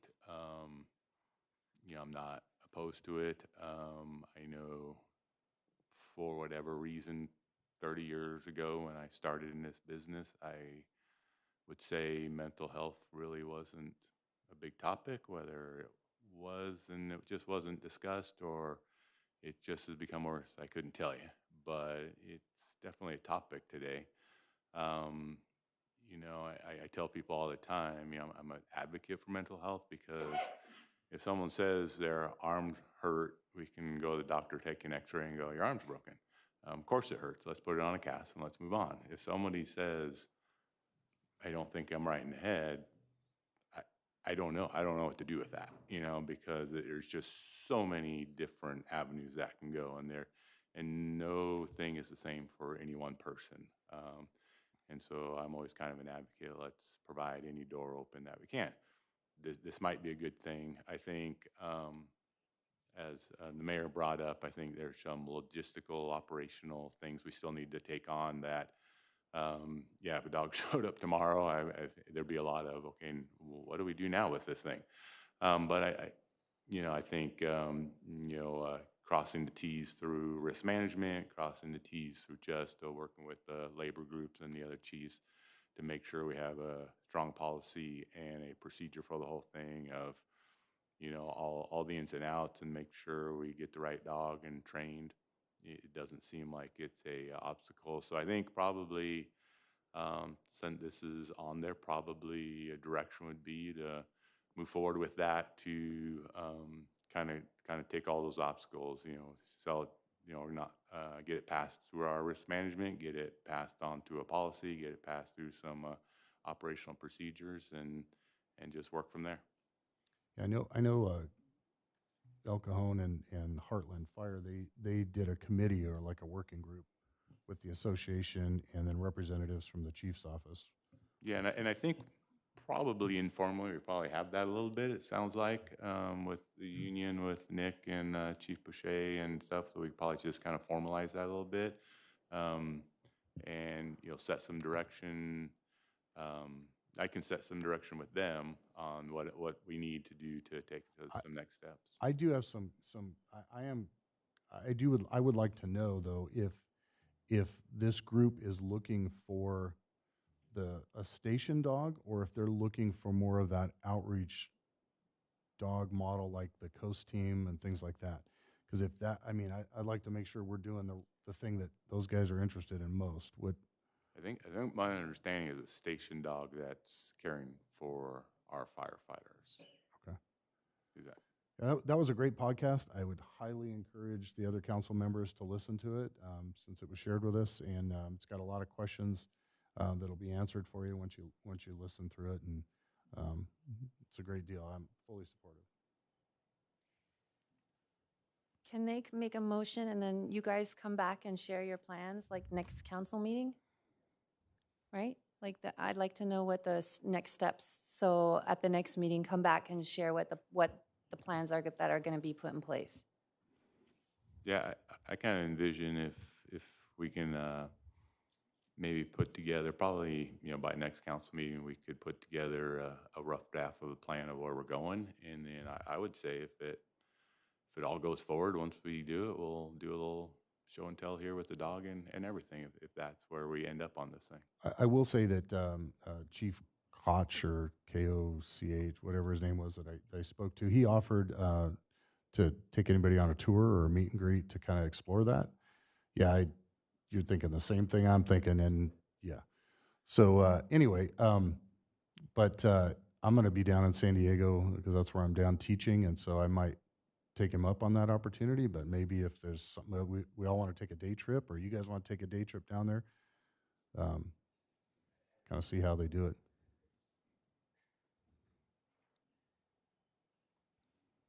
Okay. All right. Do we have a motion, and do we have a second on that? Well, I move that we have the fire department report back to us more detailed information about the process of looking into getting a therapy dog. Okay. So do you want to meet 2 weeks from now or May 14th? Yeah, give me a month, you know, and I think we could put together a little bit better. What about that I other? think at the next meeting, whatever that is. Ron, you can't do next week? Can you do 2 weeks from now? What do you want to do? I'm not necessarily saying for that item, but the other. I second it. Was there a motion? Okay. I think it's clearest to staff, obviously. And the staff directs the fire department. We don't direct the fire department. And this is regarding the other agenda too. Is, you want me to come back in 2 weeks regarding the sale tax or May meeting and? That one's 2 weeks, the sales tax, right? That one Okay. was 2 weeks? Okay, 2 weeks. So May, so April, huh? April 23.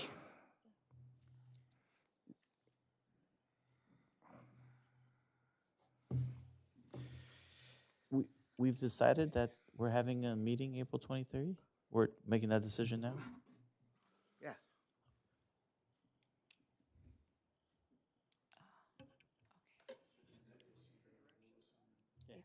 To April 23rd. Okay. So the motion is to, well, I had the option to continue, but to continue this item to April 23rd so that, I don't think we need to continue this item. I think this can well, come back. on its to own. report back to the council by For April this one? 23rd. Yes. This one? This is going May 14th. This one's, May if we can do the May meeting. May- Oh, okay, May 14th.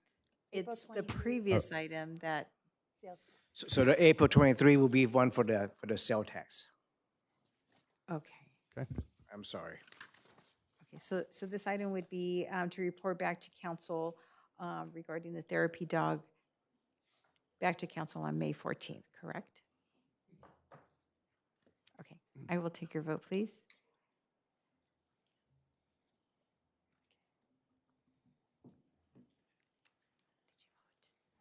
Did you vote? Did it not go up? It didn't come up? Okay. Okay. Motion carried. Thank you. Okay, reports of council members. I have some news to share, well, primarily with Dr. Daly, about our bridge thing from last meeting. Like Mr. Popescu pointed out, there was some split opinions on the closure of that pedestrian bridge. Obviously, we had been petitioned by some of the local homeowners that were concerned with the crime and whatnot related to it, or what they claimed was related to it. So in the decision, it was a very slim decision, but we voted to close that bridge.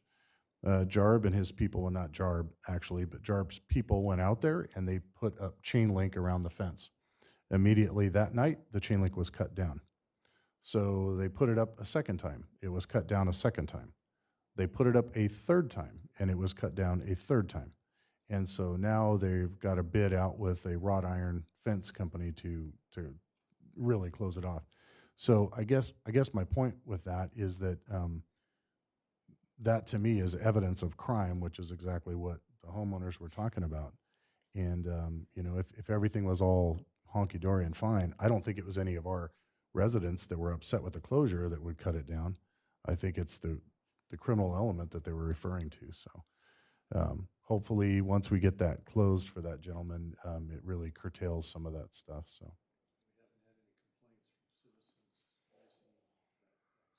I'm sure there's people that are disappointed. I'm sure. I know there are. It just, unfortunately, it just kind of proves that there's maybe some not so great people going across that bridge. So that's all I had. Anything from anybody else?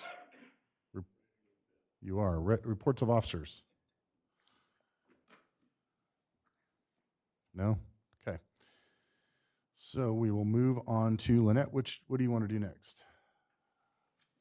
Well, this meeting will adjourn to April 23rd, correct? Yes. Okay, so we will adjourn this meeting to April 23rd, and the next meeting, the next agenda will be the Housing Authority. Okay, Housing Authority. Are there any items to be added or deleted there? No, sir. Anybody from the public wishing to come forward and speak on any non-agendized housing authority item, please come forward. Seeing none, we'll move on to the only thing, which is the consent calendar. Move it. Have a first and a second. Madam Clerk. Just one moment.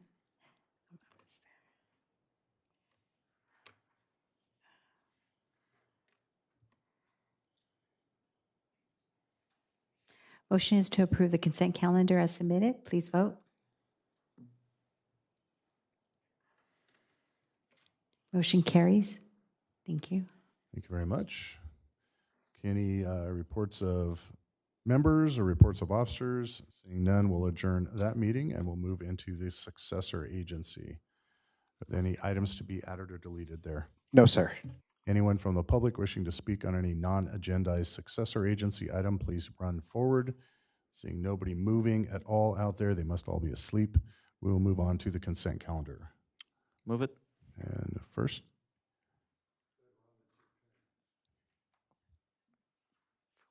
Second. and a second. It's just the move. It's just the minutes. There wasn't much on there. Okay. All right, we have a first and a second. Motion is to approve the consent calendar as submitted. Please vote.